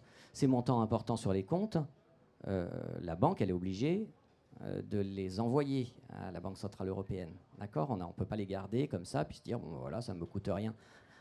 Qu'est-ce qui se passe? Il y a des taux d'intérêt qui sont négatifs. Du coup, c'est le système du coffre-fort, c'est-à-dire que quand on les envoie, nous, on doit payer 40 ou 50 centimes à la Banque Centrale Européenne. Et ça mange la marge, obligatoirement. Non, mais après, il y a peut-être une autre manière de procéder aussi. Hein. Typiquement, de marge, je veux dire, il y a un premier exemple, c'est que si on réduit potentiellement le risque effectivement de l'entreprise, si par exemple à ce moment-là, alors il y a beaucoup de banques maintenant qui font aussi, la plupart maintenant font des assurances, hein, et on peut tout à fait imaginer qu'une banque d'un côté finance soit des travaux d'adaptation ou d'atténuation, etc., qu'il voit que ça réduit effectivement son risque potentiellement de sinistre et qu'en conséquence, il puisse soit faire une péréquation ou quelque chose comme ça sur la partie crédit. Je pense que c'est même plus sain en termes de modèle économique, hein, plutôt que de dire bon allez, je range complètement la marge, mais d'avoir un modèle économique, potentiellement il y a plusieurs services, hein, et on se dit tiens, si effectivement l'entreprise fait tel type d'effort et je finance tel type de choses, je réduis potentiellement le risque, ou j'augmente par exemple sa valeur, ses marges, etc. de l'entreprise. Et donc en conséquence, effectivement, je peux réduire moi de mon côté peut-être la marge ou autre chose. Ouais, du point de vue de France Active, c'est assez confortable parce qu'on va pas chercher, parce qu'on n'achète pas de l'argent donc sur le marché. Nous, voilà, donc nous en fait, on a un fonds national qui est abondé par l'épargne salariale responsable. Donc là-dessus, pour nous, on a des outils financiers qui sont à taux zéro pour certains et d'autres avec des taux d'intérêt et des systèmes de garantie et de contre-garantie. Pour nous, finalement, donc la question que vous formulez, c'est moi, donc ça me renvoie à la question du modèle économique donc du fonds de France Active. Et c'est-à-dire que pour nous, le taux d'intérêt, ce que paye en fait donc l'entrepreneur en plus, c'est ce qui permet à France Active d'avoir des taux de prise de risque plus élevés que le monde bancaire classique. C'est-à-dire qu'on peut se permettre plus de casse, en fait, et c'est notre raison d'être. Après, on ne peut pas se permettre trop de casse non plus. On a des critères qui nous permettent de rester dans un niveau de casse qui est acceptable, mais c'est le modèle économique qui définit ce niveau acceptable de casse. Est-ce que vous avez d'autres questions? Alors, peut-être juste avant vous, est-ce qu'il y a d'autres questions? Parce que d'autres personnes qui veulent poser une question? Non? Bon. Ah, vous avez une question? Allez-y. Si ça ne vous dérange pas, parce que bon... Je ne sais pas pourquoi je passe devant vous. Elle aime bien poser les questions, mais il n'y a aucun souci. Moi, j'adore aussi poser les questions. Bon, moi, je suis Bernard Benayoun de Bamboo for Life. On a été accompagné par France Active dans un prêt pour un développement, et puis on est accompagné également de temps en temps par l'ADEME. On développe des stations d'épuration végétale avec des bambous géants, donc c'est dans l'économie circulaire, avec la production de biomasse, du rafraîchissement, de la séquestration de carbone, plein de fonctionnalités, d'externalités positives. Et nous, on a besoin d'argent avec des taux très bas pour développer notre activité, parce qu'on a pour but de le développer à l'échelle nationale et à l'international également. Mais on est capable également de partager notre gain futur. C'est-à-dire qu'on a développé non pas une technologie qui va coûter un petit peu plus cher parce qu'elle est très environnementale, mais une technologie qui coûte moins cher parce qu'elle est sur le milieu environnemental. On est capable de proposer des stations d'épuration avec des coûts d'exploitation 3 fois inférieurs aux coûts d'exploitation classiques. Donc on est capable de gagner de l'argent derrière avec les stations qu'on va pouvoir monter. Donc voilà, en fait, ce qu'on a besoin aujourd'hui, ce n'est pas forcément uniquement de l'aide. On a besoin d'un accompagnement et on est capable également de rendre l'appareil en permettant aux banques ou aux partenaires de rentrer avec nous dans des projets futurs, d'être co-investisseurs, peut-être aussi avec la Caisse des dépôts qui est partante sur nos projets, et pour derrière se rembourser en même temps que nous avec les bénéfices qu'on va pouvoir générer. Et voilà, cette économie circulaire, elle est également dans le système bancaire, à dire voilà, on ne va pas obligatoirement dépenser plus parce qu'on a une technologie environnementale. C'est vrai, enfin, moi je connais un modèle qui est similaire dans le domaine de l'éclairage, où il y a des entreprises qui disent à des collectivités, eh bien, on va réduire effectivement les dépenses que vous avez en électricité parce qu'avec les investissements qu'on fait dans l'éclairage, il y a un investissement au départ qui est effectivement potentiellement important. Pour que ce soit plus simple pour la collectivité, en fait, imaginons qu'on réduise de 50% les coûts, on va prendre, je sais pas, 10, 20%, et de toutes les manières, c'est gagnant pour la collectivité. En revanche, elle n'a pas directement à investir, et de l'autre côté, c'est effectivement la banque ou le financeur qui va payer au fur et à mesure. Après, évidemment, il y a toujours une part de risque, mais en fonction des projets, je pense qu'il y a certaines choses qui sont capables d'évaluer, en fait. C'est ça, et on est capable de considérer nos clients comme des partenaires et non pas comme des clients. Quand je parle à un maire, je parle comme à un apporteur d'affaires. Pour moi, un maire, c'est quelqu'un qui va m'amener 10 000 ou 20 000 clients en même temps sur un contrat qui va durer 20 ans ou 25 ans. Et du coup, finalement, comme je le considère comme un apporteur d'affaires, eh bien, je l'intéresse au projet d'une manière gratuite. Il va être acteur et actionnaire de la SEM qu'on va créer et il va, comme ça, bénéficier de la rentabilité de sa station d'opération qu'il n'aura même pas payée. Oui, tout à fait. Bon, vous aviez encore une question, allez-y, lancez-vous. C'était pour revenir sur la comptabilité écologique, j'ai trouvé ça génial. Et du coup, la question, c'était est-ce qu'il va y avoir une réglementation qui pourrait arriver comme pour les rapports extra-financiers qui sont obligatoires pour les entreprises de plus de 500 salariés? Et du coup, ce serait une super nouvelle, mais voilà. Alors, effectivement, le reporting extra-financier est en train d'évoluer au niveau européen, avec ce qui va arriver là, ce qu'on appelle le CSRD, donc le Corporate Sustainability Reporting Directive, donc pour aller sur du reporting de soutenabilité d'entreprise, qui va se coordonner avec la taxonomie verte européenne. Alors, du coup, ça va créer quand même une avancée importante, c'est que Il va y avoir donc des critères beaucoup plus avancés en termes de soutenabilité sur la production des indicateurs, sur les reporting extra-financiers, mais ça reste quelque chose d'extra-financier à part, ça on est d'accord, mais on avance sur les critères de durabilité. Et la taxonomie, par l'article 8 exactement, a mis le pied dans la demande aux entreprises, aux grandes entreprises, d'indiquer le pourcentage de leurs dépenses d'exploitation, d'investissement et de chiffre d'affaires qui sont en lien avec les activités dites durables au sens de la taxonomie. Donc de commencer à aller vers un couplage entre flux financiers et problématiques de soutenabilité. Et donc on en est là, en termes de réglementation. Après, sur les avancées réelles comptables, pour aller vers quelque chose de plus fort, par exemple, avec le WWF France, avec le Conseil supérieur de l'ordre des experts comptables et d'autres acteurs, ORE, etc., on a proposé une initiative qui s'appelle la déclaration de performance intégrée, qui a fait l'objet de plusieurs amendements dans le cadre de la loi climat et résilience, qui, bon, malheureusement, a été rejetée, mais on ne désespère pas, et qui, en tout cas, ont suscité un véritable engouement de beaucoup d'acteurs et de politiques, donc on y travaille, justement, pour arriver à ce couplage, justement. Et donc ça serait la première phase. Et puis, on a pas mal de projets au niveau, justement, du Conseil supérieur de l'ordre des experts comptables pour monter en puissance. Et puis, il reste encore donc les expérimentations, par exemple le modèle CARE, où là, on en est à une quinzaine d'expérimentations de terrain et 12 programmes de recherche. Donc, ça commence aussi à monter en puissance. Et on vient même d'être cité par le FMI. Donc, on commence à...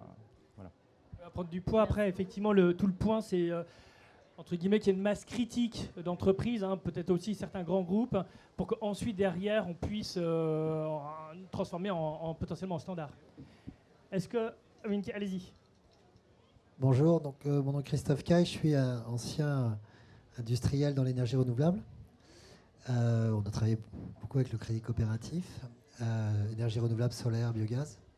Et je suis fondateur d'un mouvement qui s'appelle Entrepreneurs pour la planète, qui accompagne des porteurs de projets pour qu'ils coopèrent avec le monde de l'entreprise, réunir le monde de l'entreprise, le monde de l'environnement. Et sur ce qui est du financement des entreprises, moi je l'ai vécu à travers mon groupe pendant une dizaine d'années. Ce qui a permis au solaire de se déployer, c'est qu'on a eu la possibilité d'avoir des financements très long terme, à 20 ans. Si on n'avait pas eu ces financements à 20 ans, je pense que le solaire ne serait pas du tout ce qu'il est devenu aujourd'hui. Alors on avait la chance d'avoir les contrats d'achat qui amenaient les garanties très fortes, qui a permis aux banques de faire à 20 ans. Moi, je me suis battu pendant un certain temps, avant de partir de mon groupe, pour essayer d'allonger les durées de financement sur le biogaz, puisque le biogaz, on a des financements à 10-12 ans. Et je disais à mes partenaires banquiers, amenez-nous à 15 ans, vous verrez, on arrivera plus facilement à faire des centrales qui s'équilibrent. Limite, en ayant des financements à 15 ans, on prendra peut-être même moins de risques, parce qu'on aura la volatilité de la production permettra de le faire. Et mon point et ma question, c'est si on veut soutenir le développement durable, il y a un vrai levier qui est important, c'est la durée des financements qu'on met en place. Vous pourriez garder vos marges, parce que si vous nous mettez des durées plus longues, ben on est prêt à payer un peu plus de marge, parce qu'on s'y retrouve sur la rentabilité à long terme. Et moi, je travaille sur la création d'un fonds qui va probablement être un fonds evergreen. Et je pense que la solution véritablement financière pour accompagner le développement durable va passer par des financements long terme et des garanties qu'il va falloir trouver. Voilà. Alors, moi, il y a peut-être un point par rapport à ça. Il y a un risque. Hein. Je vais reprendre l'exemple du biogaz. Le biogaz, ça pose aussi certaines problématiques. Hein. Si vous commencez à mettre des méthaniseurs, que malheureusement, parce que j'ai entendu par exemple, je ne dis pas que c'est partout, hein, mais ça arrive qu'il y ait certaines exploitations qui vont commencer à faire du poulet, qui vont prendre des déjections et qui vont faire méthaniseurs. Je sais que c'est des exceptions, ce n'est pas le point. Mais ce que je veux dire par là, c'est qu'il y a un certain nombre aussi d'externalités négatives qu'on va peut-être potentiellement retrouver un certain nombre d'années plus tard, pas nécessairement tout de suite. Donc la question c'est, je pense qu'effectivement le point d'avoir une vision à long terme c'est important. Le biogaz et les spécificités du biogaz, à mon propos c'est... Non, mais je sais, mais le point que je voulais dire c'est simplement que comme pour tout financement, il y a des choses qu'on peut découvrir par la suite. Je prenais l'exemple du biogaz, ça pourrait être n'importe quoi d'autre. Et donc la question c'est comment est-ce qu'on arrive d'un côté, parce que c'est important effectivement d'avoir une vision à long terme, en sécurisant ça, mais aussi potentiellement de l'autre côté en tenant compte peut-être de découvertes scientifiques ou d'un certain nombre de changements qui font que potentiellement un secteur qui va être extrêmement intéressant tout à coup ne le devient plus du tout ou au contraire montre des externalités négatives très très fortes. Mais ça c'est plus quelque chose que je lance. Mais d'ailleurs, moi je suis d'accord avec Christophe sur ce qu'il dit, plus on va augmenter la durée, mais c'est une question de risque, c'est uniquement ça. Et parce qu'on pourra payer toutes les marges, hein, même 3 fois plus, 4 fois plus, c'est pas la marge qui compensera totalement le risque.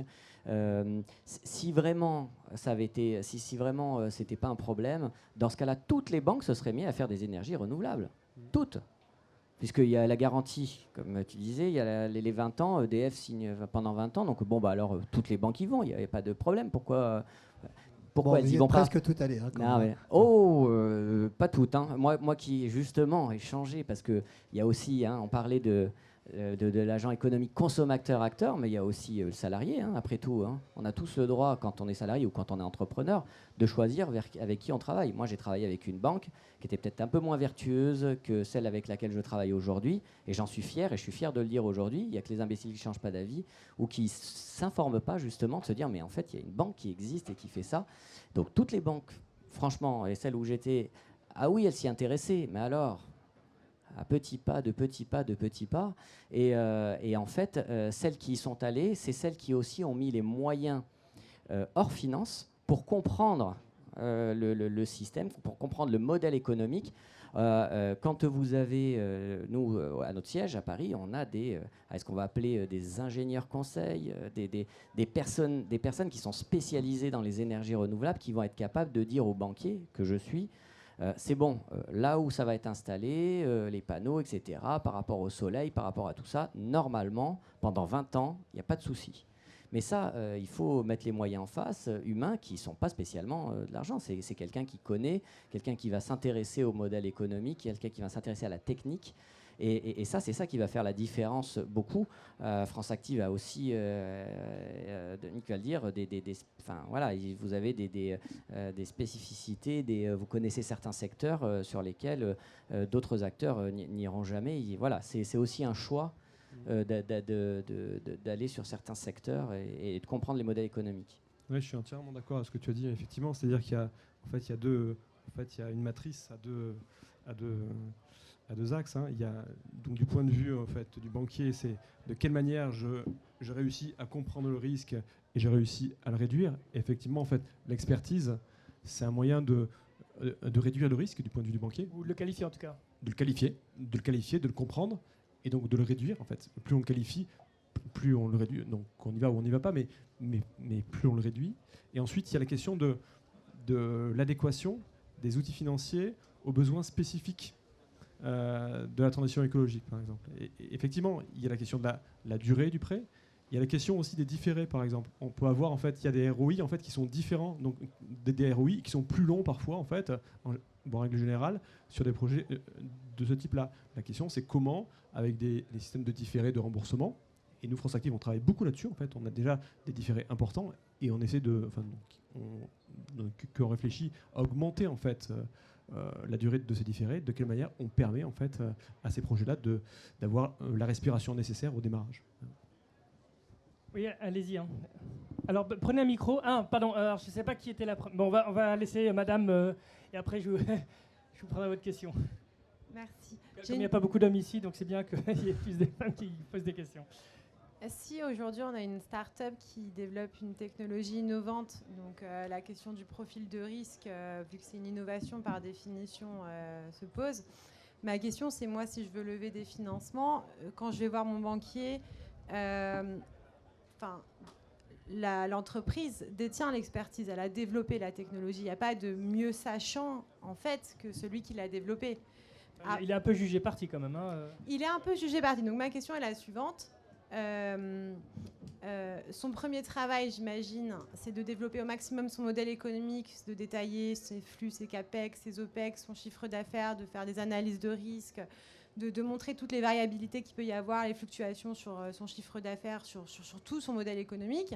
Et une fois qu'il a fait cet exercice, jusqu'où il faut pousser l'exercice justement pour rassurer le banquier et être en mesure de fournir un exercice complet dans la levée de fonds, dans les discussions qui s'engagent. Ou sinon, il faut faire appel à un tiers qui va expertiser la technologie. Enfin, c'est la question. Par exemple, pour les startups, je pense que si vous faites un dossier qui est complet par toutes les variabilités, en fait, comme il va être tellement complexe que personne ne va comprendre et que ça va être trop compliqué. Enfin, moi, c'est donc ce qui est plutôt, enfin, pour moi, parce que moi, je fais partie de plusieurs organisations, il y a France Digital ou Tech for Good, etc., où il y a beaucoup de startups. Il y a plusieurs éléments qui comptent. Effectivement, il y a vraiment une vraie question de modèle économique.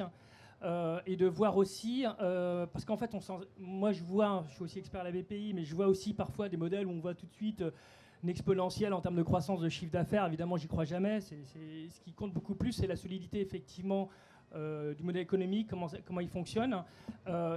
C'est parfois effectivement les technologies, ce sont les personnes qui sont là. Après, je ne sais pas en fonction des banques ce qu'il en est, hein, mais c'est vrai que lorsque vous êtes appuyé soit par exemple par la BPI, soit par des VC ou ce qu'on appelle un peu du seed money, ou enfin un certain nombre de business angels qui ont déjà un petit peu, comme l'air tâté, un petit peu votre entreprise, que vous commencez à avoir ce qu'on appelle un peu des MRR, enfin des revenus récurrents, des choses comme ça, hein, que vous avez commencé à faire vos premiers pas, vos premières preuves, là on peut commencer à être rassuré et voir effectivement une tendance. Et à mon avis, vous pouvez montrer tous les slides que vous voulez avec toutes les variabilités que vous voulez, hein.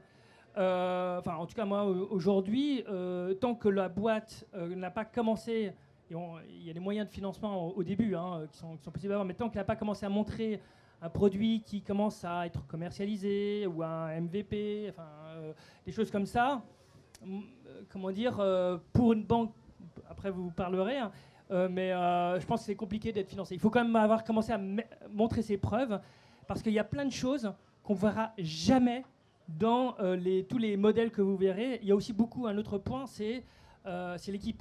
Et la capacité, par exemple, d'une équipe à pouvoir pivoter d'un modèle économique vers un autre modèle économique ou vers un marché, vers un autre marché, chose qui est impossible à voir au tout début. Hein. Ça, c'est quelque chose que vous voyez en marchant, quoi.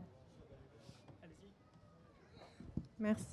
Ouais, puis à chaque moment, finalement, de la vie de votre projet, en fait, correspond un acteur bancaire particulier. C'est ça, c'est-à-dire que effectivement, si on est dans un moment de la vie de sa start-up où on est en train de constituer une POC, par exemple, bon, c'est pas les mêmes acteurs que si vous avez déjà en fait quelque chose qui est commercialisable et que vous avez besoin simplement d'un appui, en fait. Voilà. Je pensais à une phase de scale, en fait. Je pensais vraiment à la phase d'après, où là, on parle de montants tout de suite beaucoup plus gros. Ouais. Et même si on a fait des proof of concept, même si on a des prototypes, etc., pour revenir à ce que disait Christophe, la question sur le long terme, on n'aura pas la réponse, même en ayant fait des POC. C'est pas, par exemple, moi, je le vois bien, c'est l'exemple de France Digital, hein, les VC, comment ils commencent à voir, parce que pour le coup, il y a une question d'expertise. En général, ils vont plutôt travailler sur des modèles qu'ils connaissent quand même un petit peu. Donc, je sais pas, vous êtes dans quel domaine? J'accompagne Bamboo for Life. J'accompagne Bamboo for Life sur les stations d'épuration. Donc, le plus simple en général, c'est que si par exemple le financier, que ce soit une banque ou ailleurs, ne connaît strictement rien au domaine, ça va être extrêmement compliqué. Hein. Donc il est préférable de commencer à se tourner vers des acteurs qui ont comme un minimum de connaissances par rapport à ça, hein, parce qu'il va vous poser les bonnes questions, il va bien évaluer les risques. Et après, derrière, effectivement, il peut y avoir aussi potentiellement des accompagnements sur le sujet hein, qui vont vous aider à aller au-delà. Mais si, encore une fois, je pense à la fois, il y a une question de timing, effectivement, à différentes phases, donc par exemple pour scaler. Et puis, de l'autre côté, ce qui se passe souvent, il y a comme un effet parfois moutonnier, hein, c'est que si vous avez un acteur qui est assez suffisamment, entre guillemets, connu, qui est expert sur le sujet, qui vous finance, bah souvent les autres, le tour de table va être beaucoup plus simple effectivement à mettre en place. Donc parfois, il faut trouver des acteurs qui déjà mettent une première mise de fonds potentiellement qui est plus petite. Hein. Ça peut être aussi encore la BPI hein, qui finance ce type de choses-là. Et après, moi je vois, tiens, la BPI a commencé à financer. Ok, d'accord, il y a une expertise qui a été faite. Ok, je suis prêt à mettre plus. Souvent, ça se passe comme ça. Encore une fois, c'est moi ce que j'ai vu. Oui, non, mais c'est tout à fait ça. Bon, là, vous êtes un peu entre deux, c'est-à-dire une vitesse de croisière qui est recherchée. Parce que nous, les investissements d'avenir, c'est ça, la réalisation de prototypes. Vous pouvez avoir des idées, une start-up qui veut démarrer. C'est compliqué aussi de venir sur le marché. il y a la réalisation de prototypes. À l'ADEME, il y a une entité qui s'appelle ADEME SAS maintenant, qui n'a rien à voir avec l'ADEME, mais bon, c'est le même président que celui de l'ADEME. C'est pour aider à la commercialisation de procédés aussi. Alors ça déplace des millions d'euros et c'est pour des gros trucs, mais il y a cette notion-là. Effectivement, comme vous disiez, c'est le scale-up. Vous avez chaque fois un besoin nouveau, que ce soit les banques ou en amont avec des organismes comme la BPI, des banques comme la BPI ou des organismes comme l'ADEME. Il faut arriver à se situer, effectivement. Et je pense que ce qui a été dit, bon, Dominique l'a soulevé, l'expertise est importante. Parce que l'expertise, elle va rassurer aussi les organismes bancaires. Parce que, bon, un banquier, je veux dire, il n'est pas dans la technicité du produit qui va être commercialisé. Et si il arrive à avoir une qualification d'expert sur le sujet, ça va aussi le rassurer. C'est vrai que le premier expert, c'est vous, on est d'accord. Hein, même s'ils sont un peu jugés partis, on va vous écouter. Et déjà, le banquier qui va écouter, qui va essayer de comprendre quel est le business model, comment ça fonctionne, c'est déjà important. Ceci étant, après, et là je suis complètement d'accord avec Dominique, c'est qu'à chaque instant de la vie d'une entreprise ou d'un entrepreneur, son partenaire. Alors, quand on parle de levée de fonds, c'est vrai que quand on n'est pas dans la banque, levée de fonds, on se dit tiens, levée de fonds, banque. Mais non, levée de fonds, pas banque. Levée de fonds, d'abord l'actionnaire lui-même. Mais des fois, il n'a pas toujours, voilà, puis il a besoin de... Et puis après, derrière, oui, ça peut être la banque, mais la banque, ça va être une filiale qui va s'occuper du financement spécifique de tel ou tel secteur, start-up, etc. Ça va être effectivement l'ADEME, ça va être BPI, ça va être France Active. Et là où c'est important, c'est le réseau.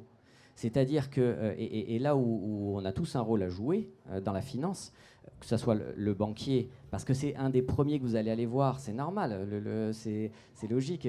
Quand on est client déjà à titre privé, puis tout d'un coup on a une idée, on a envie d'entreprendre, on est sur quelque chose, on va aller voir d'abord son banquier. Il faut parler du réseau, parler de toutes les solutions qui sont possibles. Et ça, c'est important. Et ce type de table ronde, c'est très important aussi de voir qu'il y a différents acteurs aux différents moments de la vie. Le financement des startups, c'est un enjeu qui est très, très, très, très important. En tant que banque, là où c'est compliqué, c'est qu'on ne peut pas intervenir. Alors, quand je parle de banque, l'agence bancaire que vous allez voir pour demander un crédit classique. Je ne parle pas de la banque qui va décider d'injecter. Ça, c'est des autres services qui vont décider d'injecter, puis ils vont voir ce que ça va donner, style business angel, etc. D'ailleurs, ce n'est pas souvent les banques. Ça va être plutôt des investisseurs privés autres que les banques. Mais en tout état de cause, ce qui est important, c'est de savoir ce qui existe et que le banquier vous dirige vers les bonnes personnes. Donc, et là où c'est un peu compliqué pour le banquier, c'est que des fois, vous avez des idées. Enfin, moi, je me retrouve avec des entrepreneurs qui ont des idées formidables. Je dis ça, j'y crois. Personnellement, j'y crois vraiment. Mais dans le cadre bancaire, non, ça rentre. C'est pas le bon interlocuteur la banque tout de suite. Il va falloir d'abord peut-être se faire accompagner par BPI, par France Active, par d'autres acteurs. Par contre, là où c'est important en tant que banque, c'est d'être là au moment où justement. Ça va être notre rôle à jouer, de faire décoller à nouveau et d'avoir cet effet de levier de la dette, parce que la dette est effectivement un effet de levier, et nous on va jouer beaucoup cet effet de levier au moment où il y a eu de la commercialisation, ou au moment où l'entrepreneur a prouvé qu'effectivement il vendait, il y avait un chiffre d'affaires, il y avait un résultat, et nous derrière on va prendre la suite. Et là il ne faut pas qu'on loupe le coche, parce que c'est important d'être là pour continuer et pour poursuivre, mais à chacun son rôle. Mais je pensais justement au financement de projets, parce que voilà, quand on est sur des projets de 10, 15, 20 ans, a fortiori dans des cadres concessifs, notamment dans les énergies renouvelables, bon, là c'est la station d'épuration, mais on est sur un cadre comme ça. C'était vraiment, voilà, j'étais dans une logique financement de projet, c'est pour ça. Il y a aussi une autre chose, c'est que typiquement, si vous avez un contrat avec une collectivité qui a signé par exemple pour 5, 10, 20 ans, quitte à ce que ça soit au début peut-être une petite collectivité, puis après plus grande ou d'autres choses comme ça, et qu'il y a un flux financier régulier qui est indiqué, c'est quand même nettement plus rassurant pour le banquier, parce que là, il voit, entre guillemets, des pépettes qui tombent. Et évidemment, la solidité du client avec lequel vous travaillez, évidemment, va jouer un rôle. Donc là aussi, il faut bien sûr jouer sur ce levier-là. Okay. Merci beaucoup. Oui, je voulais juste dire en complément de ce que dit William, c'est que la raison d'être de France Active, en fait, c'est d'être là où les banquiers ne sont pas naturellement. Voilà. Donc, on est en fait sur ce champ-là, en fait, tout au niveau du crédit, par exemple. Hein. On y est aussi en fait sur la question des fonds propres, c'est-à-dire qu'on développe depuis depuis 2 ans maintenant. En fait, dans le cadre d'un programme européen, France Active PACA est engagé dans donc se frotte de métier d'investisseur, en fait. Voilà. Donc là-dessus, en fait, on va sur les segments où les autres investisseurs ne viennent pas forcément, c'est-à-dire les petits projets, là où assez en amont et là où c'est un peu risqué. Voilà. Donc c'est aussi une action en ce moment de... Oui, vous avez encore une autre question? Il demande si ça porte un nom. Soon. Et c'est lié, donc en fait, c'est lié à France Active Investissement. Mais si vous voulez, on pourra en fait reboucler avec Florence Caruso, que vous connaissez sans doute, et qui suit ce dispositif-là, France Active. Est-ce que vous avez d'autres questions? Bon, bah, je pense on a bien duré, c'est pas mal. J'ai même pas la notion du temps. Il est quelle heure? Ah oui, effectivement, on a bien duré. On a exposé les temps, c'est très bien. Ce qu'on va faire, c'est peut-être une petite conclusion. On va le faire dans le sens inverse. Tu peux commencer. Une petite conclusion finale sur justement finances durables. Je ne sais pas si tu as un dernier mot à dire. Dire merci à ta maman. Je sais pas. Oui, alors. Non, mais déjà, merci pour l'invitation à la table ronde. Voilà, déjà. Merci pour les questions. Et non, de façon générale, c'est qu'effectivement, on peut créer une finance ou un financement d'entreprise durable. C'est juste que déjà, ça ne se fera pas sans donc le changement de la comptabilité, ça c'est quasiment impossible. Ça ne se fera pas sans la science et des critères qui soient véritablement crédibles. Et que ça ne se fera pas aussi sans un ensemble d'accompagnement de tous les acteurs qui accepteront d'y aller. Voilà, mon mot de la fin. Et tu me donnes la bonne transition, et ça ne se fera pas sans le consommateur, évidemment. Sans lui, rien n'est possible non plus. C'est quand même lui qui est à l'origine de l'acte d'achat. Et effectivement, pour accompagner des entreprises qui vont être sur ces secteurs importants, le consommateur doit aussi... Je pensais à un modèle aussi, on parle du crédit coopératif, il y a un modèle dont j'entendais parler tout à l'heure, ça m'a donné l'idée, c'est les sociétés coopératives d'intérêt collectif, les SIC. On travaille avec l'Union régionale des SCOP qui est là-dessus.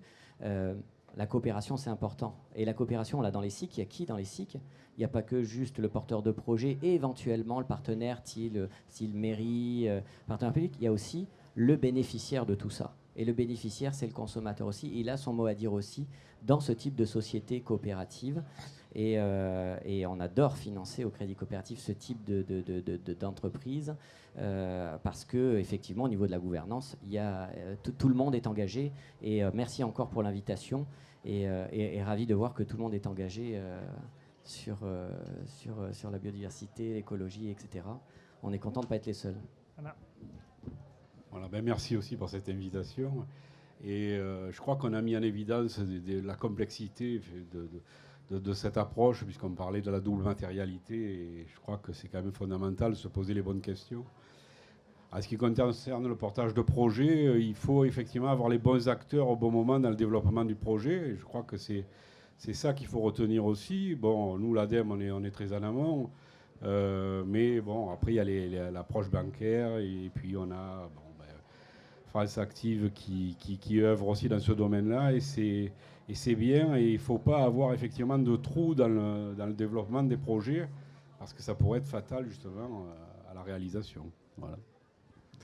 Merci aussi pour l'invitation, et merci à Maxime et Vincent également pour l'invitation. Merci. Voilà, donc ça vouloir être trop long. Effectivement, en fait, c'est juste une petite anecdote. En fait, avant de commencer la table ronde, en fait, je discutais avec Bernard Vigne, que je connais par ailleurs de mon ancienne vie professionnelle. Et on se disait, mais quand même, on est complémentaires et c'est une bonne chose qu'on ait échangé ensemble et qu'on comprenne mieux en fait ce qu'on fait l'un et l'autre. C'est ça aussi le mérite de ce plateau finalement, c'est d'afficher une complémentarité et voilà, que je pense fructueuse. Merci encore. Merci. Et puis après, juste pour conclure aussi, effectivement, on voit la nécessité d'une complémentarité, d'avoir aussi même sur le plan local aussi d'avoir des échanges. Je pense qu'à moins qu'on parte, mais à mon avis ça va être compliqué, dans une économie de troc, on va avoir toujours besoin de finances. Donc plutôt que d'essayer de se battre absolument contre la finance, je pense que c'est important justement de l'intégrer. Alors il y a beaucoup d'outils, hein, on peut le faire entre guillemets par la bonne volonté. À mon avis, ce ne sera pas suffisant. Sans doute la réglementation, que ce soit au niveau européen, au niveau français, mais aussi même les entreprises ont tout intérêt de prendre un pas d'avance. Hein. Une manière de voir les choses, c'est que effectivement, parfois on se dit, bah, tiens, c'est comme le 110 mètres haies qu'on va faire. Bah, c'est peut-être pas mal de commencer, par exemple en France, en commençant avec un 110 mètres haies, parce que le 110 mètres haies, on va le voir partout. Donc autant s'entraîner en France, puis après aller par la suite. Donc c'est vraiment indispensable même d'anticiper, de commencer. Hein. Moi de mon côté, moi j'ai terminé un bouquin qui devra prochainement être publié, qui s'appelle 2050 Crash ou Renaissance, où je vois les fragilités, ce que permettent les technologies, mais quelles sont les limites. Mais aussi derrière aussi comment on peut atténuer notre impact et surtout aussi s'adapter. On ne parle pas beaucoup de l'adaptation. Hein. C'est un point qui est essentiel. Il y a beaucoup d'entreprises, on le voit, on en a parlé, qui vont être fortement touchées. Alors ça peut être soit par des éléments catastrophes naturelles ou d'autres. Et il faut aussi qu'elles soient préparées à ces risques-là. Et je pense qu'il y a un investissement à réaliser là-dessus pour aussi diminuer le risque potentiellement. Est-ce que c'est des crashs ou c'est un autre point qui est essentiel. En tout cas, je vous remercie aussi, mais je mets encore un grand merci aussi à Maxime pour son invitation et qui nous a permis d'être là pendant quelques heures. Hein. Je pense que c'était pas mal du tout. Merci à tous. Hein.